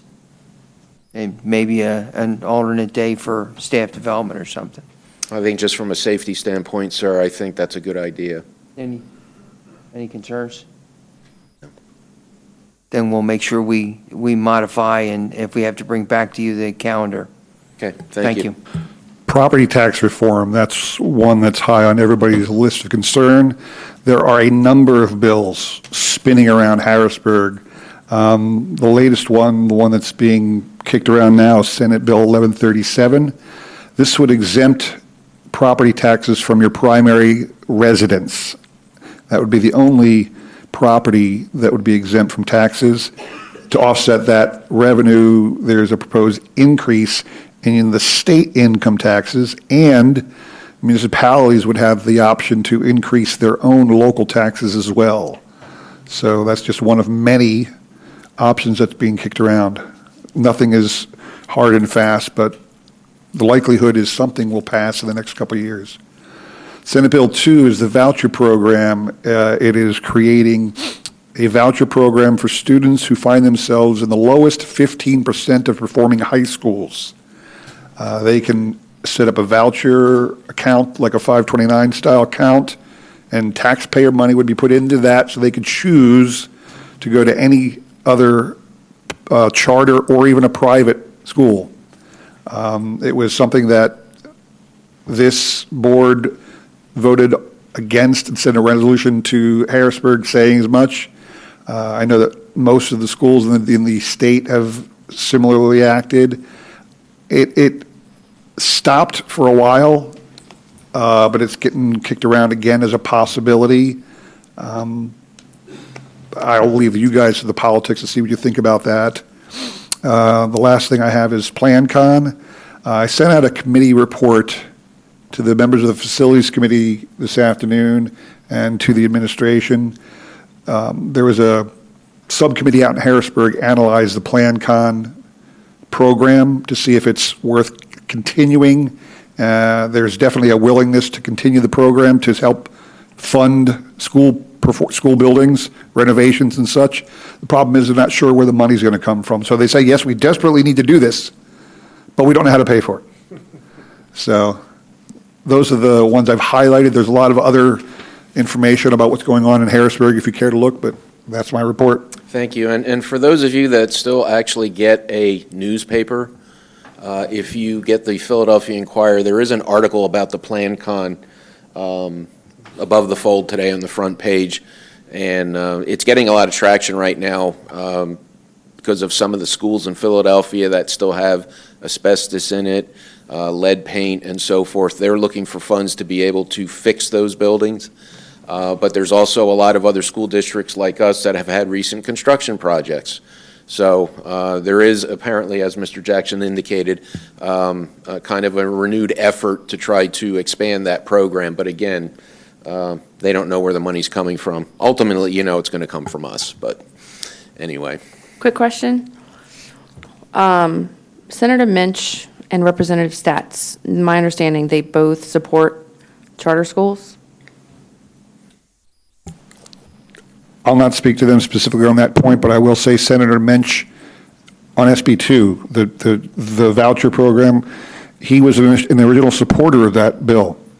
However, after hearing from his constituents, he removed his support for a bill that he himself put forward or co-sponsored. He is no longer supporting that bill, the last I heard. Okay, great. And Craig? Are you familiar with Craig? Craig, I'm pretty sure is. I can't speak to Craig. I haven't spoken to him directly on this exact bill. I know, Dr. Harner, you've said in the past that you all and Paul went to his office to talk to him about that specifically, right? Am I wrong? We briefed Mr. Representative Stats about 2 years ago on the cost to his constituents for charters, cyber charter schools, talking about their fund balance, which is exorbitant in the 40% or more category, and all that to get his support. But I'm not sure what his most recent votes have been. The SB2 has not been before the House, so that's where we have to have the conversations. So I would just recommend to community members, if you, at the least, just to communicate to your representative senators how you feel about the matter. My issue with charter schools, I feel like they have a place for sure that in certain cases. However, if you look at just the situation that occurred in Philadelphia, there was a charter school organization that was found to not be held accountable in the same ways that the public education system is. And that's truly my issue in a lot of cases with charter schools. And so if you want to have a voice, contact your representatives, let them know how you feel on that. If I may add, Ms. Mitchell, on that, we have about $1.6 million leaving our bank account, to talk about the bank account, going off to cyber charter schools to support the students, or public school students that reside in Quakertown Community School District boundaries. 1.6 million just for cyber. 25%, Lynn, you still, Lynn Mousen? She's at her daughter's concert. At the daughter's concert tonight. Rats. She's the one who did the research for me. I believe about 25% of the students who leave us to go to cyber charter schools that are regular ed students end up being special ed students. So when a student decides this is for the good of our new board member, and I review for the more senior members, that about $13,500 goes off, our base student cost in Quakertown for a student goes off for a regular ed student to a charter school. If the student has a disability, then it's the average special needs student cost, which is about $25,000. You add up all the costs to our special education program, divide by the number of students who are in the program, which is about 800 and some. Janet, about 800 students in your program? Not closer to 900, and it's about $25,000 per student. So that's what goes off. So when they leave us, they all of a sudden have a disability, and the price is doubled. So that's essentially taking the tax dollars that we would have spent on them here and letting it follow the kid to some other school. Well, yes, for the 13, for the 25, well, in my personal opinion, it's a racket. But it goes up. Yeah. Yes. I get that you're calling a little bit of fraud in the game. Suddenly. Yeah, I mean, the voucher thing, to me, it's more of the money on the kid's back. Who knows what will really happen if they allow that to go through in terms of our district, because we're high performing for the most part. We're not in the 15%, right? Isn't that? Yeah. The big problem with the SB, if you consider what the purpose of a charter school, in my humble opinion, it was to help children in those really bad off schools have an option, okay? And that's what this bill purports to do. If they're in a really bad school, let's give them money. It takes it from the really bad school and gives it to the kids and says, go find yourself a better school. Well, that's a great idea in theory. The problem is there's no mechanism to end that should the child leave or should the school suddenly become better. So in other words, once that money, that funnel from that school is going to that kid, it never stops, regardless of if the kid moves away or if the district improves. And that's the issue that we had when we voted to not support the bill.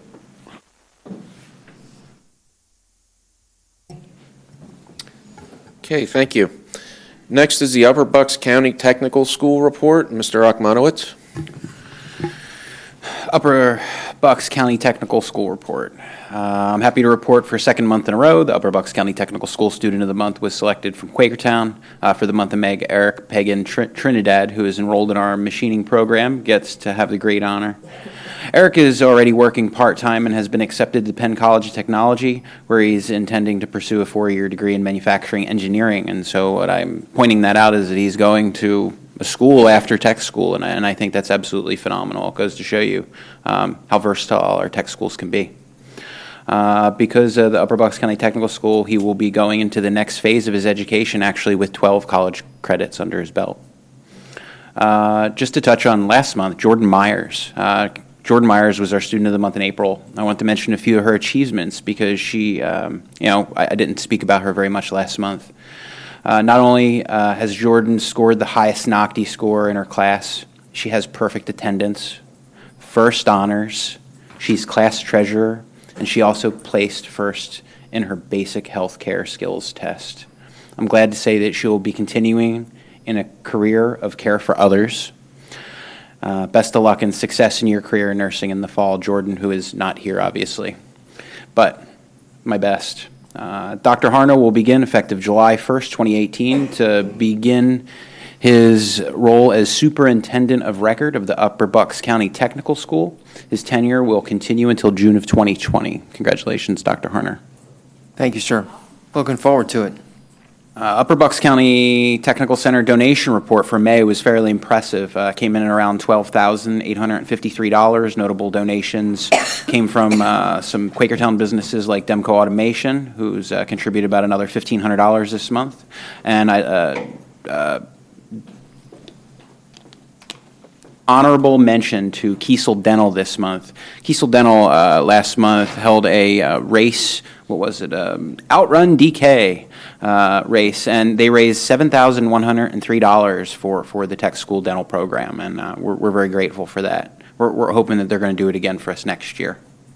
No pressure. Personal contribution in the form of 2 student awards for $500 each was awarded to an animal technology student as well as a landscape technology and plant technology student. That was care of a Mr. Penrose Hallowell, who lives in Penridge, who's another one of our sending districts. He's also a past board member. Mr. John Jeffrey Sweeta, the new Upper Bucks County Technical School Executive Director, was approved to be the final right-to-know officer, to be the official right-to-know officer. There are no subcommittee reports from Facilities, Finance, or Policy. However, I do have some brief mention here. The Funding Formula Ad Hoc Committee met after our last JOC meeting.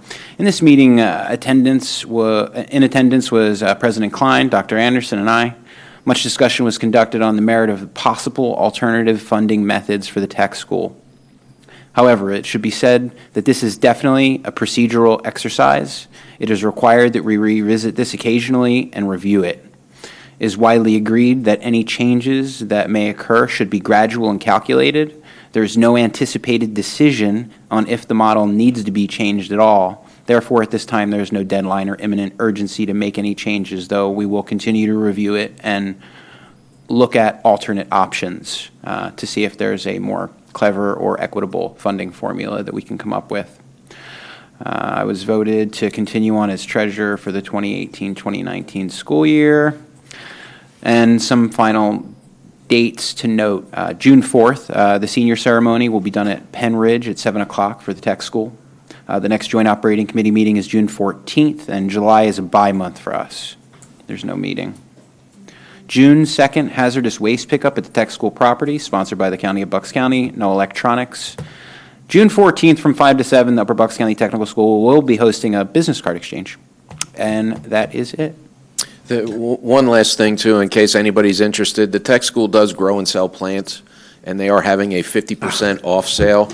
If you're interested, and they have annuals, perennials, vegetables, fruits, that type of thing. If you're interested, just go up to the tech school during business hours and go in and say that you would like to look at the plants, and they'll take you out to the greenhouse. Thank you. You're quite welcome. Thank you. And I am done. Thank you, sir. Okay, that brings us to the President's report, and I just want to remind all of my fellow board members, if you would, please let the board secretary know if you're planning on attending graduation. She's going to need to know that information, and that is coming up on June 7th, so it's right around the corner. All right, next up is items for board action. And this would be to appoint a right-to-know officer, appoint an assistant board secretary, and to appoint the board treasurer.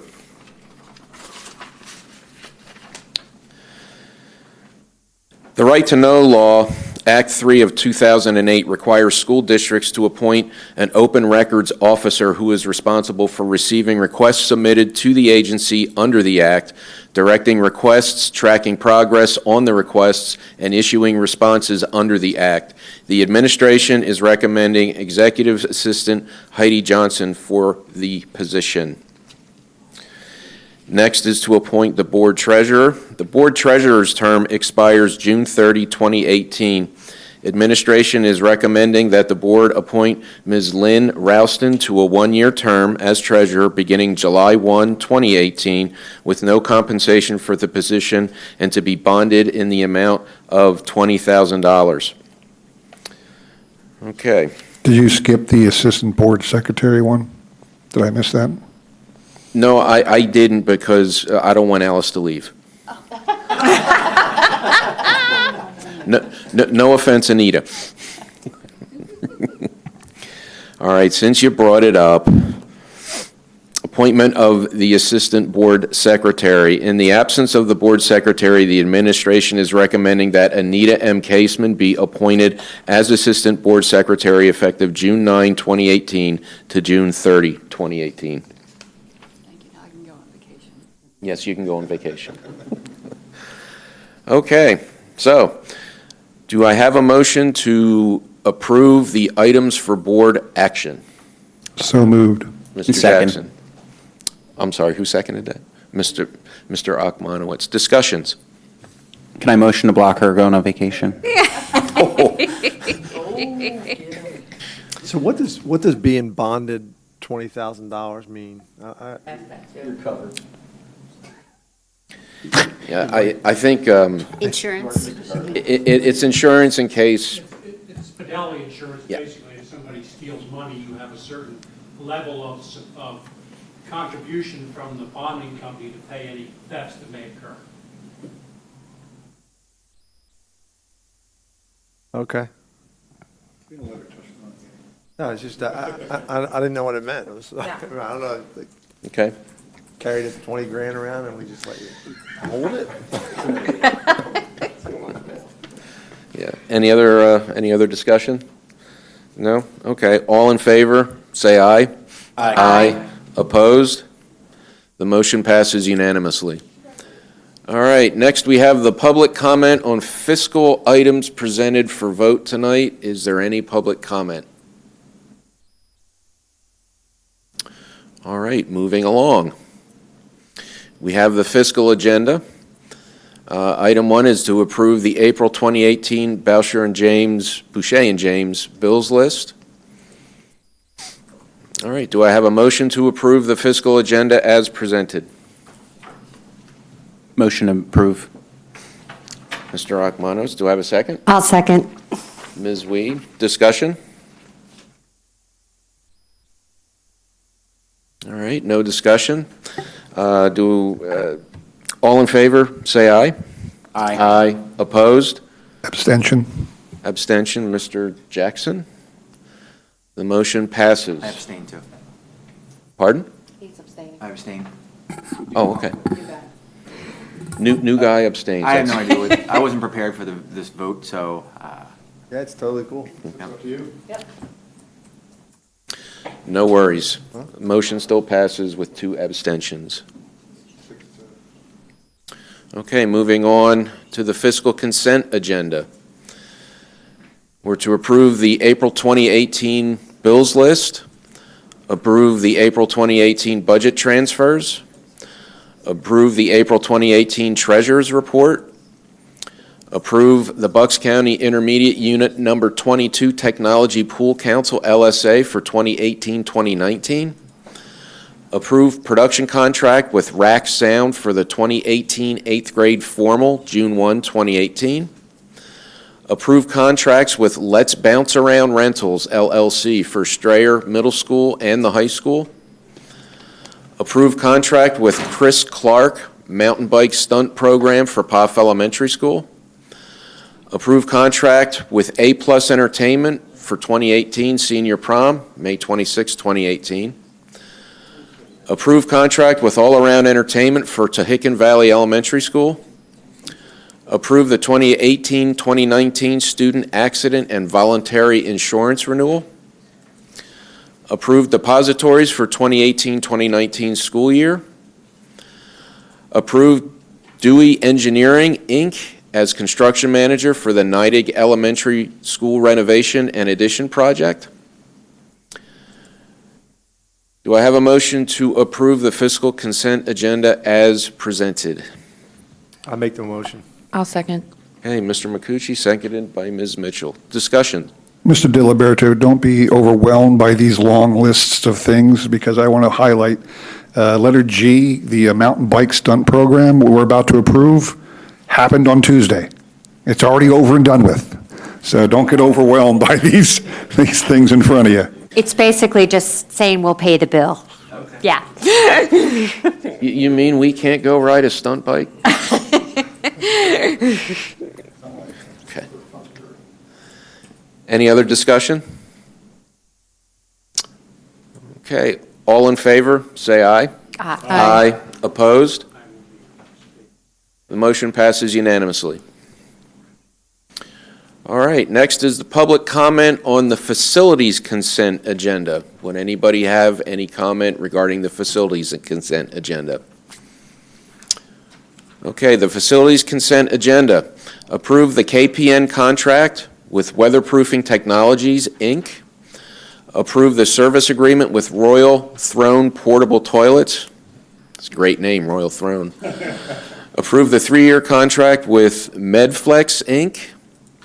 Approve the contract with Nice Construction Services.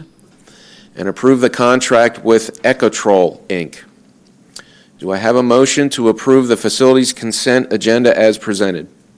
I'll motion. Second. Mitchell, second by Mr. Jackson. Discussion. I just want to point out, so the first item that's talking about the KPN, that is the Trumbowersville Elementary School roof.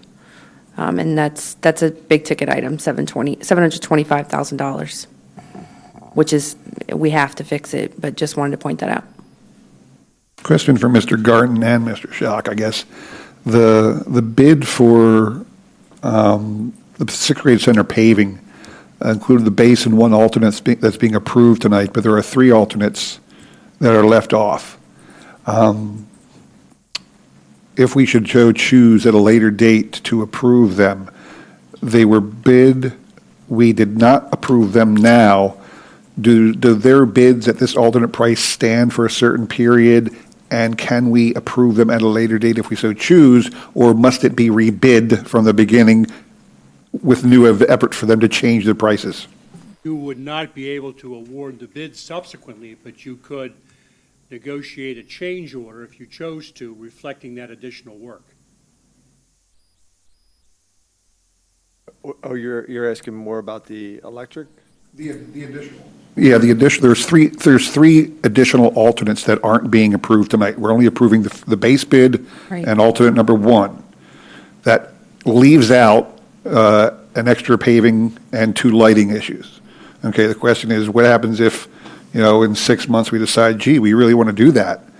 We can't call them up now and say, hey, you quoted us this price, go do it, we'll pay you that much. We're kind of starting from scratch, or we're telling them to give us a new number. Yeah, so we actually talked about that at the facilities meeting, and so there was some thought behind more the electric. The conduit and stuff will be in place, so there will be no digging up of. Am I correct? It's what we talked about. So it'll be set up for electric to be installed at a later date.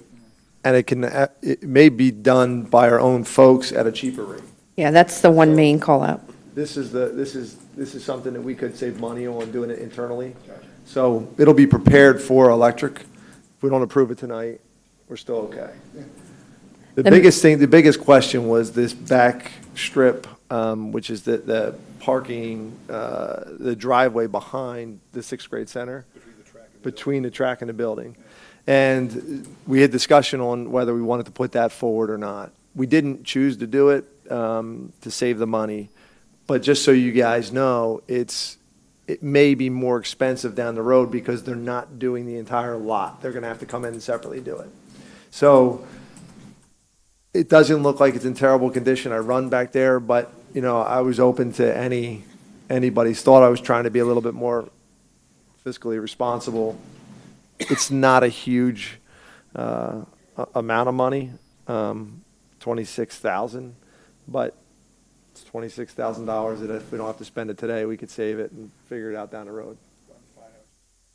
Yeah, no, I just want to let you know that was the discussion at the facilities meeting. So, does anybody have any strong feelings about that paveway back there? The driveway, repaving the driveway back there?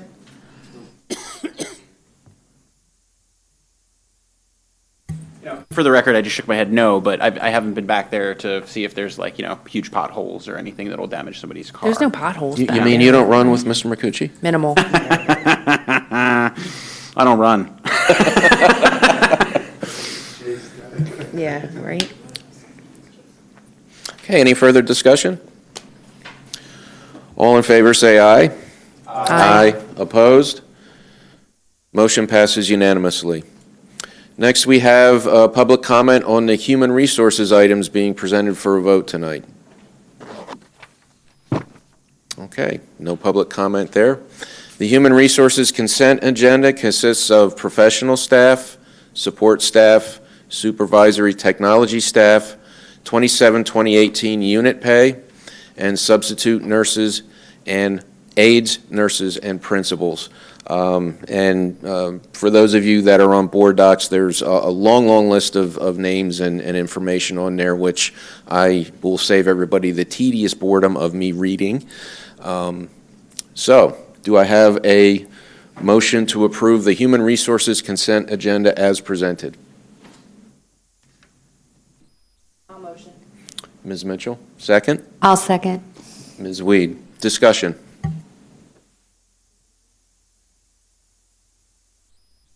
Okay. All right. All in favor, say aye. Aye. Opposed? Motion passes unanimously. Okay, public comment on Office of Teaching and Learning items presented for a vote. All right, no public comment there. We have the Office of Teaching and Learning consent agenda. First up is the Office of Teaching and Learning consent presents the following textbooks for approval for the 2018-2019 school year. The first one is Literature and Composition by Carl Jago, Renee H. Shea, Lawrence Scanlon, and Robert Disson Offses. Butchering that. Second edition, BFW Publishers. Second book is Advanced Language and Literature by Renee H. Shea, John Golden, Lance Bella, for honors and pre-AP English courses, BFW Publishers. The third book is Foundations of Language and Literature by Renee H. Shea, John Golden, and Tracy Schultz, for honors and pre-AP English courses, BFW Publishers. Okay.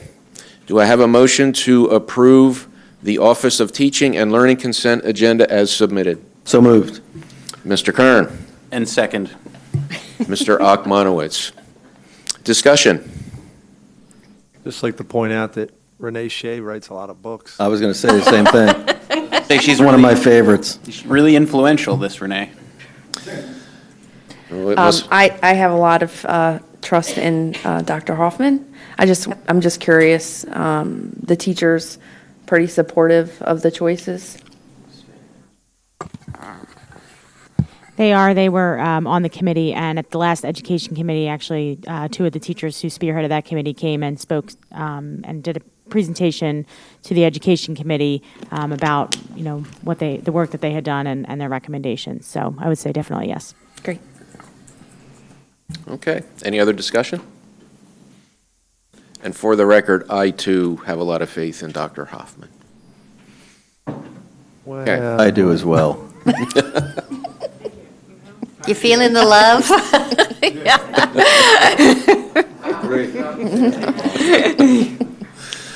All right, all those in favor?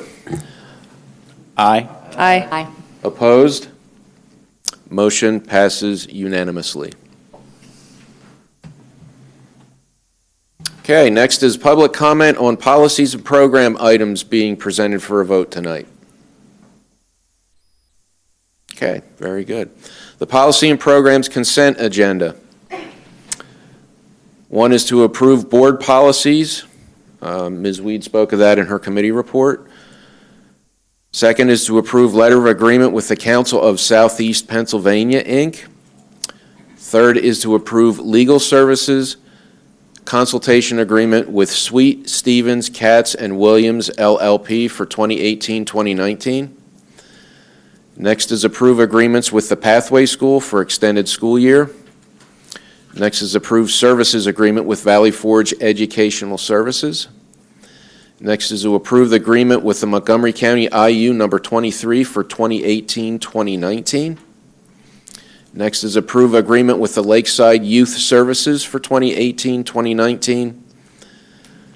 Next is to approve settlement agreement with student number 15978, followed by approve agreement with Maracay, Philadelphia for 2018-2019. Do I have a motion to approve the policy and programs consent agenda as presented? So moved. Mr. Kern? Second. Second by Mr. Jackson. Discussion. I have a question on the legal services contract. for our attorney. You're not with the Sweet No, that's firm, no? The IU contracts with Sweet Stevens to provide the entire IU group with services related to IT questions. Okay. So they provide special services. If I can Go ahead, add. make the addition to Hey, that. Joe, this is, Particular one, I think, is that, then it's not the IT question, is it about the, Well, I Janet? was looking at the contract. It Is looks this like the it's just- $8,000? Yeah, it's a flat Okay. fee. It's a flat fee. Please, Janet?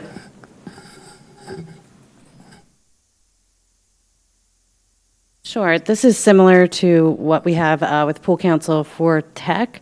Theirs is run through the IU. Ours is a separate contract that is not with Jeff, with a different agency, but it's a really great service for us as administrators. Our principals are able to call and not use billable hours per se, so it's actually more of a discount. And our attorney, he also represents us if we have any legal issues as well. But for non-legal issues, we can call him any day, all day, for that $8,000, as well as have him come in to provide in-service for 4 days to our administrators, our school staff. He's presented to our special ed staff. They've enjoyed and appreciated time with Mark Walls as well. So it's a special ed consortium. Pool council, Okay. right. If I may No, I add just wondered what it was for. If I may add for the newer board members and definitely for Mr. D'Alberto, we have our solicitors, Mr. Garten, and the full name of the firm is, Let me think. Begbie, Carlin, and Mandia. and Jeff's been with us for 4.5 years as our solicitor. We have services for our students with disabilities and pupil services. That's with Katz, Sweet, and Stevens, and Mark Walls is our primary attorney with them. He is also the expert for the state for technology issues. And so he's on retainer for IT, and he's also our attorney for special education. He's been advised me in my previous district for 5 years, and when I moved here, the law firm moved him into working here with us, and he's phenomenal. So that's how and then if we need like when we had an issue for construction at the high school renovation project, we went to a different law firm that specializes in those kind of issues. Can you explain to me what for technology part, like $8,000 he consults for questions regarding? The technology is only $804. These are two separate contracts. So for technology, it's $800 a year, and that's the Bucks County IU does that, but it's actually part of PAIU net. Okay, so it was only 800, but I kind of read the numbers. Well, there's two different ones here, so. Okay, all right, thank you. One's technology, special education. Okay, any other discussion or questions?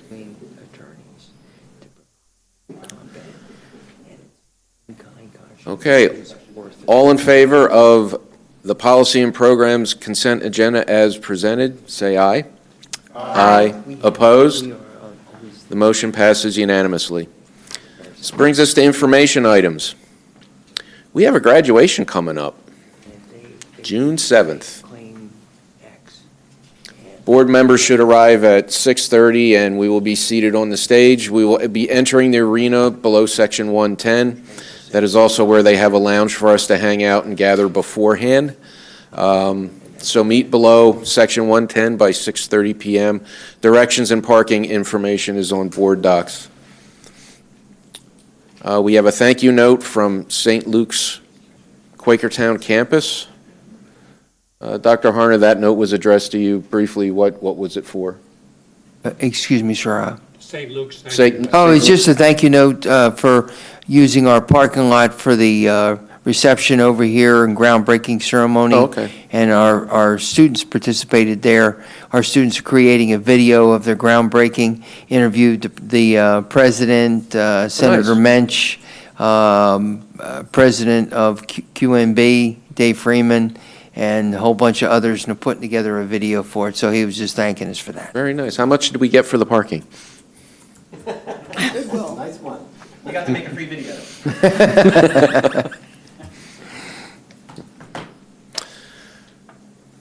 Good neighbors. good neighbor status? Okay, Thank very you. good. Oh, you were Sounds waiting good. for an I answer. don't know, there's some places that are getting a lot of money. Yeah, I could picture Dr. Harner out there wearing a bib and, $20. And, $20 a call. yeah. I know. Thank you for your imagination, sir. You're quite welcome, sir. Okay. Any new board business or comments? I do want to bring one thing to the discussion and something I emailed everybody about. And it's really kind of thinking about safety and security as we move forward as a district, and where does that lie at the board level? With all the tragedies that we're seeing in the news, it just makes me sit and think and wonder, what could we be doing better? Are we doing enough? I know we have a committee, a safety committee here, which I was a part of one meeting so far. But my recommendation is to further explore what other safety mechanisms we should be putting in place at both the high school, middle school, and then maybe an assessment of the elementary schools. So I want to open that up to the board for discussion and think maybe, do we form a smaller subcommittee off of one of the other committees where we can talk specifically about safety and security with maybe experts and go from there. So I am not an expert, but I'd be open to seeing what we can do. Be wondering what the community thinks as well. Mr. President, if I may, can I just say that sounds like a facilities committee issue? And not to dismiss it, but certainly, I think, are you in the facilities committee? Or you just kind of attend them all, right? Okay, so, that'd be the place to kick it around. I don't feel like creating a special safety committee, it's always more government rather than less government. I'd rather see fewer committees where possible. That sounds like something that the facilities committee could easily undertake. I know that in addition to the safety committee, Dr. Harner sent out an invitation to board members the other day for a incident response meeting that the boroughs were having, all the municipalities were having with the police department, which I was up in attendance on that day, and they're undertaking the same kind of discussion in a roundabout way. It's more about incident response, more so than an original, initial safety, but it's certainly being kicked around. So there's a lot of people talking about it to our benefit as well. But if it's a board level discussion, I think it belongs in the facilities committee. Yeah, and I would argue that their job is more of a strategy for how you deal with it. Our job is how do you prevent it? I will say this, Mr. Micucci, that I know that safety is first and foremost on Dr. Harner's mind. I know he does an awful lot of work behind the scenes. I know he's constantly evaluating and reevaluating the safety of our schools, and I thank him for doing so. Sir, I think you do a wonderful job in that regard. However, I would say that, given the climate in today's world, I certainly wouldn't have a problem with more people discussing it. If any of the other board members would like, to get together and do that, Mr. Jackson, whether it be through the facilities committee or possibly forming another ad hoc committee, I'd be open to that, and I'm curious what the other board members think. I'm certainly open to that. I really, as I mentioned in my email this week or last week, whichever one it was, I think that it may be prudent on our behalf to bring in some type of consultant and to take a look at, what our security ways. And I know that we do a great job at security. We've made improvements over the years, but just ways that we can improve, we can always look at those items. Well, just for the newer board members, 4.5 years, summer of 2014, we brought in the consultant, and he came back in 2015 and worked with us over a 2-year period to beginning our planning process, because we talked safety, but we didn't have any plans, and so we've been working with that. Ms. Edwards, would you like to talk about that a little bit, about your committee? That'd probably be a good way to familiarize with, since I know Mr. Garten doesn't have any place to go. Listen, I have no place to go. Where else would I rather be? Well, I would not want to disappoint you, Mr. Garten, so I'm happy to speak to that. The Critical Incident Committee meets multiple times a year, and we do a couple different things.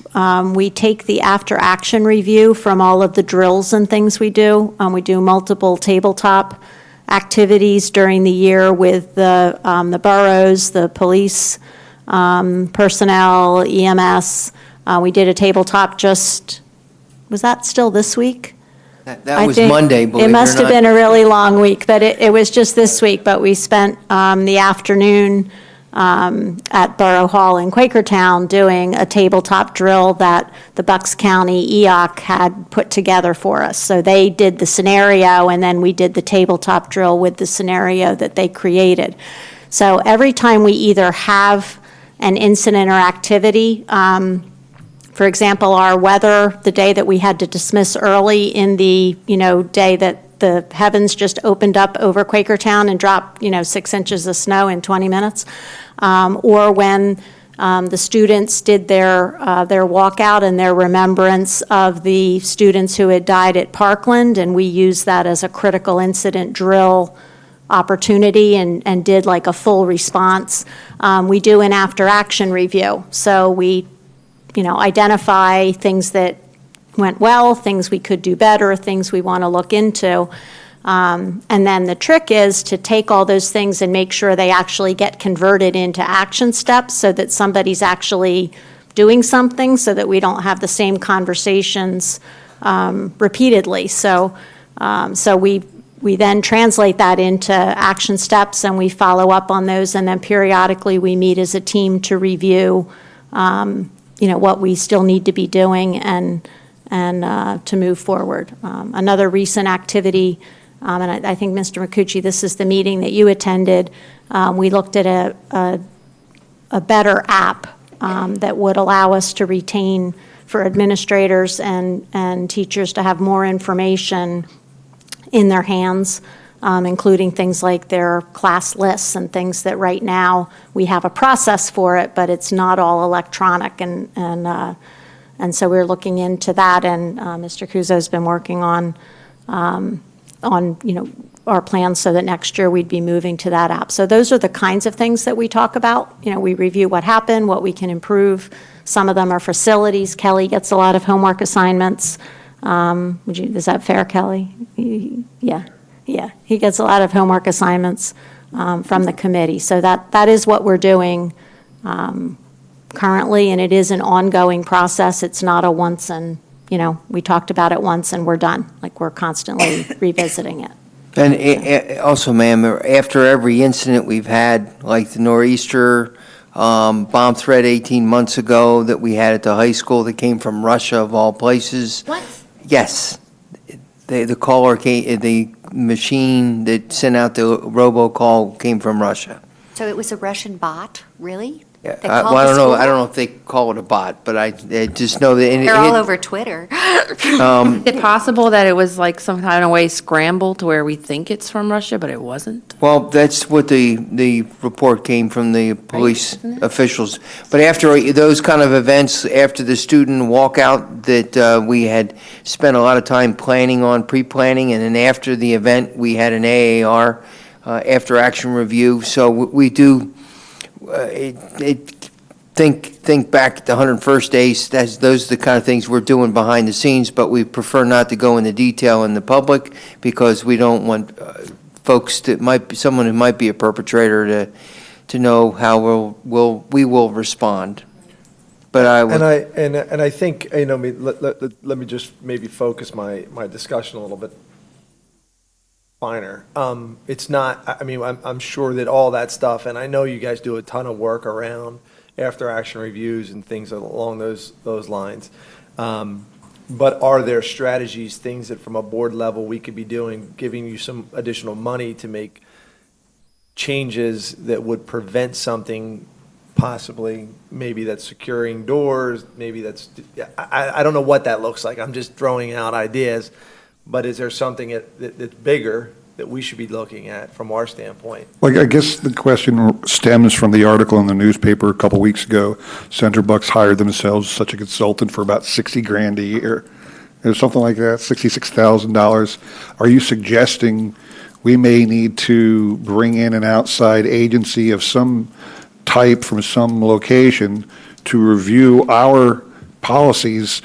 Or it sounds like we're doing a lot right now. Perhaps it's just a matter of an executive session because this is a security matter, and I would think this kind of discussion would be privileged. Mr. Garten, correct me if I'm wrong. We're talking about the security of our schools here, not advertising these things. Perhaps this could be an executive session where the administration details for the board, these are all the steps we've had in place so that we would know, and then we can make an informed decision. Well, we'd like to see somebody else come in and give us additional ideas. Yeah, no, I'm not, and I'm not a big consultant guy. I mean, you have a ton of resources. I mean, we have a great school resource officer. We have a great school resource program. Does it need to be expanded? It's my question. Who make the call? That's what I'm saying. I mean, I think the administration would probably need to make that recommendation. I would like to kind of chunk this into different kinds of categories. One, we talked about this at our board retreat a couple weeks ago, and you brought it up as safety being a major focus for next academic year. At the larger level, I'd like to look at the prevention piece. You're looking at mental health. Are counseling services designed to provide that kind of service? We've done a lot of things. Can it be better? Probably yes. And that's in the prevention category. Working with another school resource officer. I have not received many comments from the community on things, except that we know you're focusing on this thing. Thank you. Well, one of those things I like, and I've talked to several of you, and I sent out an email. I'd like to have another school resource officer that at Strayer Middle School. It's a large school, a lot of issues. Richland Township, a school right next door. So we just have that prevention there. Now it may appear, I don't want to have anyone to think we're militarizing our schools or we're hardening the target, because it's to prevent a lot of this stuff, because I read all the articles that's out there about all these different incidences, and the ones I guess since I started getting into business when Columbine happened in the 90s. I was a high school principal at the time, and I had a threat like that at my building, and I shut the building down for a day, and I had bomb dogs go through. It was pretty intense for about nine days in my high school when I was a principal. Been through it. So I like to chunk this down. I think having, with all due respect, sir, I think having a committee of a couple people who are interested in the safety, providing us the policy support and the board conduit, to get some work done here through the summer and into the fall. I think that's an excellent idea, sir. And if you don't mind, I think we probably have some things like on our wish list that you could give us direction, or the administration could, from the previous consultation. If you want to provide us with, like the report from a few years ago, the new board members. Okay. That would be, I think. Well, the company that was discussed in the front page of the paper, MG Tactical, they're the people that I used in my previous district, because the gentleman the family gentleman who runs it is the next school district over in Carlisle. So they came in here. We brought in supervisors, elected officials. We brought in township managers. We brought in police officials. We had involved all EMS, first responders, St. Luke's, fire, and auxiliary police. All these people have been participating in our exercises. We had 40 people on Monday in the room, and all different kinds of things, and we faced it just like a military operation. This incident happened, what do you do? Yeah, I like and then that. it goes around the room, and then afterwards we had a good reflection session, and so. Sir, I'm sorry, go ahead. We can always do a lot more. What's the procedure to establish an ad hoc committee? It sounds like there's a desire to establish an ad hoc committee. What I was just going to ask Dr. Harner to do is to come up by our next board meeting, if you would, sir, with a recommendation of what you would like to see in the way of a committee. if there's administration people that you would like to see on it, and then what we can do is determine, which board members would be interested in serving on that committee. Well, and part of that, so you can say you heard it tonight and send that later on, one of the things the team, the cabinet has been talking about is forming a community committee of parents and other community members that report up to this ad hoc committee of the board. Because the more we get involved, our hands around it, because we have issues of drugs, we have issues of violence and bullying and all these kind of things, mental health, personal mental health versus mental health issues that are brought on by being bullied or something else. We need to tackle that. And there's a lot of community resources, and I'd like to put that in different chunks and then bring that up to a board level committee. Could you give us an outline then by the next meeting of how you would envision that looking? Here to serve. Yes, sir. We'll get it done. Okay. Thank you. And that sounds like an excellent idea, by the way, involving the community. And I'll just add, Dr. Harner knows this, but my side project, although I'm part owner, so it probably disqualifies that company from helping us, but one of our principals happens to be the chair of the National Fire Protection Association Committee on Pre-Incident Planning. I build software for pre-incident planning that would solve your needs, but I know we probably can't buy it. But I've toured places like... You could donate it. Yeah. That's probably not legal either. Come on. Came in to present to us, but they did, and it's a great piece of software to help us with our planning, facilities planning for all kinds of different scenarios. But because of his relationship, I'd have to resign. Oh, there's a thought. Leo for board member. There you go. There's a plan. But anyway, I don't know if that can be a resource, and certainly it was phenomenal to go on a tour of like Middle Bucks Institute with a SWAT team member in fire, because we do things our guys do tabletop drills, and we do all that for, well, I don't. I just write code, but anyway, I don't know if that can be a help. Certainly we have people in the right places in that side of the it's pre-incident response. It's for pre-planning is what we call it. Thank you, sir. We accept a donation. Card for president. Additional new business item? Yes, sir. Have we kicked this one around enough? The members of the board were having email discussions recently about continued participation in graduation. Is that a topic better left till after the graduation or one of the next two meetings, or do you want to pick it up right now? Well, I think, but we certainly don't believe that we should make any major changes this close to graduation. Correct. So I think maybe that's, my opinion is, maybe we can have a discussion after graduation as it pertains to future graduation. We do have two more meetings before the summer break, so if you want to kick it back to the last one in June even? That's fine with me. I don't understand what we'd be changing. Like, we're not going to make a mandate, are we? We're just talking about. No, Mr. Jackson's What participation, in what manner should the board participate in graduation, if at all? I see. You're talking about handing out the actual diplomas. And I'm things not like that. limiting myself to that. Should we be on the stage? Should we even So be present? yeah. Should we dress in gowns? Should we, Yeah.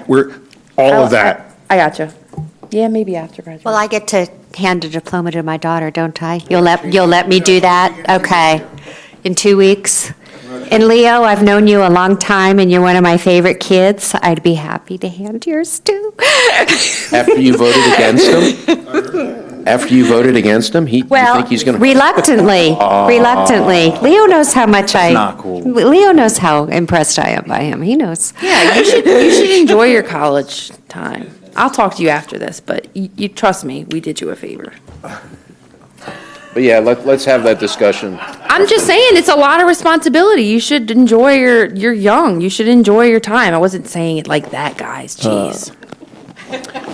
Any other new board business? I do want to mention out loud for the interest of the public, anybody who's listening out there maybe, there is a compressor station that's going to be installed in the Adelphia pipeline and is about 1.5 miles from Trumbuyersville Elementary. I am in the beginning stages of doing some research in regards to what the pumping stations give out in the form of excess pollution, wind pollution, and how much often and frequently the school is downwind from that compressor station. And if anybody out there is interested in assisting me with that project, I'd be interested in hearing from you. And I am definitely in support of doing more research on that. I think anything that's going to interfere, especially pollute our environment just in general, but more specifically to our kids, is definitely a concern. Agreed. Okay. If there's no further new board business, we move to the last general public comment of the evening. Mr. Ritter?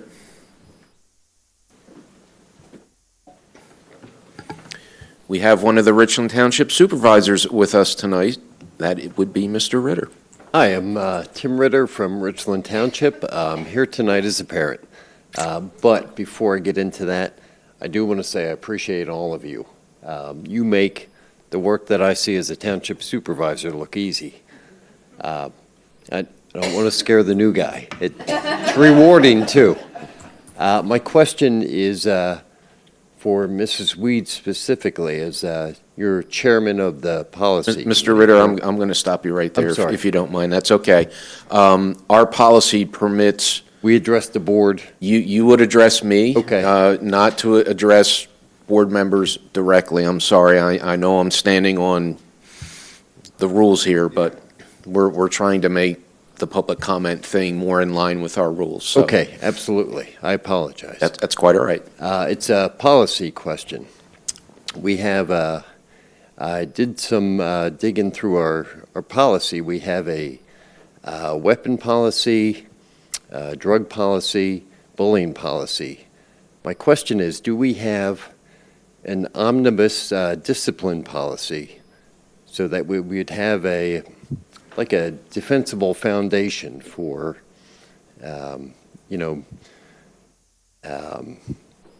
committing actions and. Okay, I believe the answer to that is yes, and I'm going to ask Ms. Edwards if she has. We really don't, do we? Because, I mean, Ms. Edwards, when I was on the policy committee, I looked at all the policies as well. Pretty much every one of those previous ones you mentioned, the drug policy, the weapons policy, the bullying policy, almost to a line, correct me if I'm wrong, Ms. Edwards, they say that discipline shall be at the discretion of the principal, essentially. There's levels, maximum of this, minimum of that, but there's a lot of language in there that allows discretion for everything up to the building administrator. Now, we can kick it around here, whether that's a good or bad thing. I can come up with a number of scenarios where you do not want to set a maximum penalty for somebody who does something that clearly, we all know stories about people who have no tolerance laws for weapons or whatever, and for the silliest little things, a 5-year-old will get suspended. Okay? We don't necessarily want to have that, so I believe that's why the policies are as vague as they are. Are you suggesting we need to come up with a more strict definition? If you do this, this is the consequence you will suffer. If you do this, this is the consequence you will suffer? Well, the reason I ask, having 4 kids in the district, I see a lot of variation on how discipline is meted out, or if it is at all, in many cases. I know one of the principals, I think at a middle school, had done some work 3 or 4 years ago. I don't know if his work was ever brought to a vote and voted on as far as an overarching discipline policy. Just so you have a defensible foundation, as Mr. Garten would appreciate, and something on paper can be defended. Ms. Edwards, do you have an? Sorry, I think we have a policy related to procedures and so forth. We also have a student code of conduct, do we not?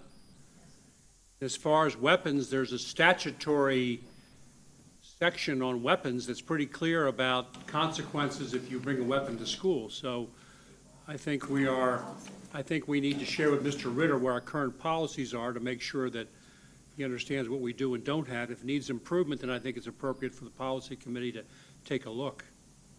Right. Weapons, drugs, and bullying are covered well but everything from talking in class to assault and battery. I mean, do we have a codified policy on that? Ms. Edwards? 218 is Yes, I believe we have a reasonable coverage of different kinds of circumstances that require student discipline. More minor issues are dealt with through the code of conduct in the individual buildings, and many of those are handled at the classroom level. The higher impact issues like weapons, threats, drugs, there are specific policies that detail what the range of appropriate discipline is for those circumstances. So very, very low-level issues are handled at the building level and often at the classroom level. Okay. So. Okay, thank Are you. you asking for I'm a little confused of trying to follow. Well, Are you when asking you and for- I went to school, we had like a demerit system, detention, suspensions, right. that sort of thing. Is our discipline codified or treated as a case-by-case basis? Oh, okay, gotcha. And do we have specifically defined what's protected by IEPs and what's the other one, the 503s, that sort of thing? So you're asking for, well, I'm just trying to think, are you asking for like sort of an algorithm, if this, then that, based on, Right. I don't know, you have the, low end, medium, high? Do the kids know what consequences are of their behavior? I think the challenge, though, and what I've learned, at least thus far, is some kids who have special needs or may have like an IEP or something like you mentioned would have varying requirements from the district perspective of what we're allowed to do and what we're allowed to pursue. So just keep that in mind. So for instance, I'll give you an example. If someone has issues with their emotional like stability or something like that, if they have that special need, then we would of course be obligated to try and support that student in that special way, if that makes sense. Certainly, yeah. That was bringing me to a follow-up question. Do we have any plans to put in place emotional support rooms in any of the larger schools? Sixth grade center, Strayer, well, Strayer might have one. Sixth grade center. Can I ask Ms. Malone to answer the question? I was going to suggest that, yes. Ms. Pallone, would you? Hi. So we do have an emotional support program at the elementary level that's housed at TOP. There are actually 2 classrooms, so there's a K through 2nd grade emotional support teacher. There's also a 3rd through 5th grade emotional support teacher. Students in any of the elementaries are handled, or their therapies are through that program there. Our 6th grade center this year did not have one based on student need coming from that feeder program, but there will be one next year at the 6th grade center. Currently, there does exist an emotional support program in classroom at the Strayer 7-8 building, and there is one at the high school as well. We've increased staffing last year and the year prior to staff that program. Okay. Yep. Okay. Thank you very much. Okay, thank you, Mr. Ritter. By way of clarity, only the board can mete out penalties in excess of 10-day suspension. So the administrators are limited to 10-day suspension. Board can mete out expulsions and additional suspensions, but the only authority building principals have is up to 10 days. Okay, thank you, Mr. Garten. Okay. Mr. Ritter, thank you. Mr. President, and again, I apologize for the protocol violation. That's quite all right. That's quite all right. Tim, you waited like 3 hours just to ask that question. Thank you. I hope the answer was acceptable and what you were looking for. Any other public comment? Okay, we have some information items for everyone. Of course, we have our graduation coming up on Thursday, June 7th at 7 p.m. at the PPL Center in Allentown. On Thursday, June 14th at 6 p.m., the Education and Curriculum Committee meeting here in Community Room A. Also at 6 o'clock, there's a Facilities Committee meeting in the Board Caucus Conference Room 3 Both are followed at 7 by work session, regular voting meeting here at the community room in the DSC. Thursday, June 28th at 5:45, there's a policy committee meeting in the board caucus conference room 3, and I'm sure Mr. Ritter will be in attendance. At 6 p.m., there's a finance committee meeting, community room A, followed by the regular voting meeting at 7 p.m. here at the community room at the DSC. And this brings us to the adjournment of the meeting. Motion to adjourn, Mr. President. Second. Discussion? No discussion? We can talk about it a little bit. What would you like to talk about? All in favor of adjournment, say aye.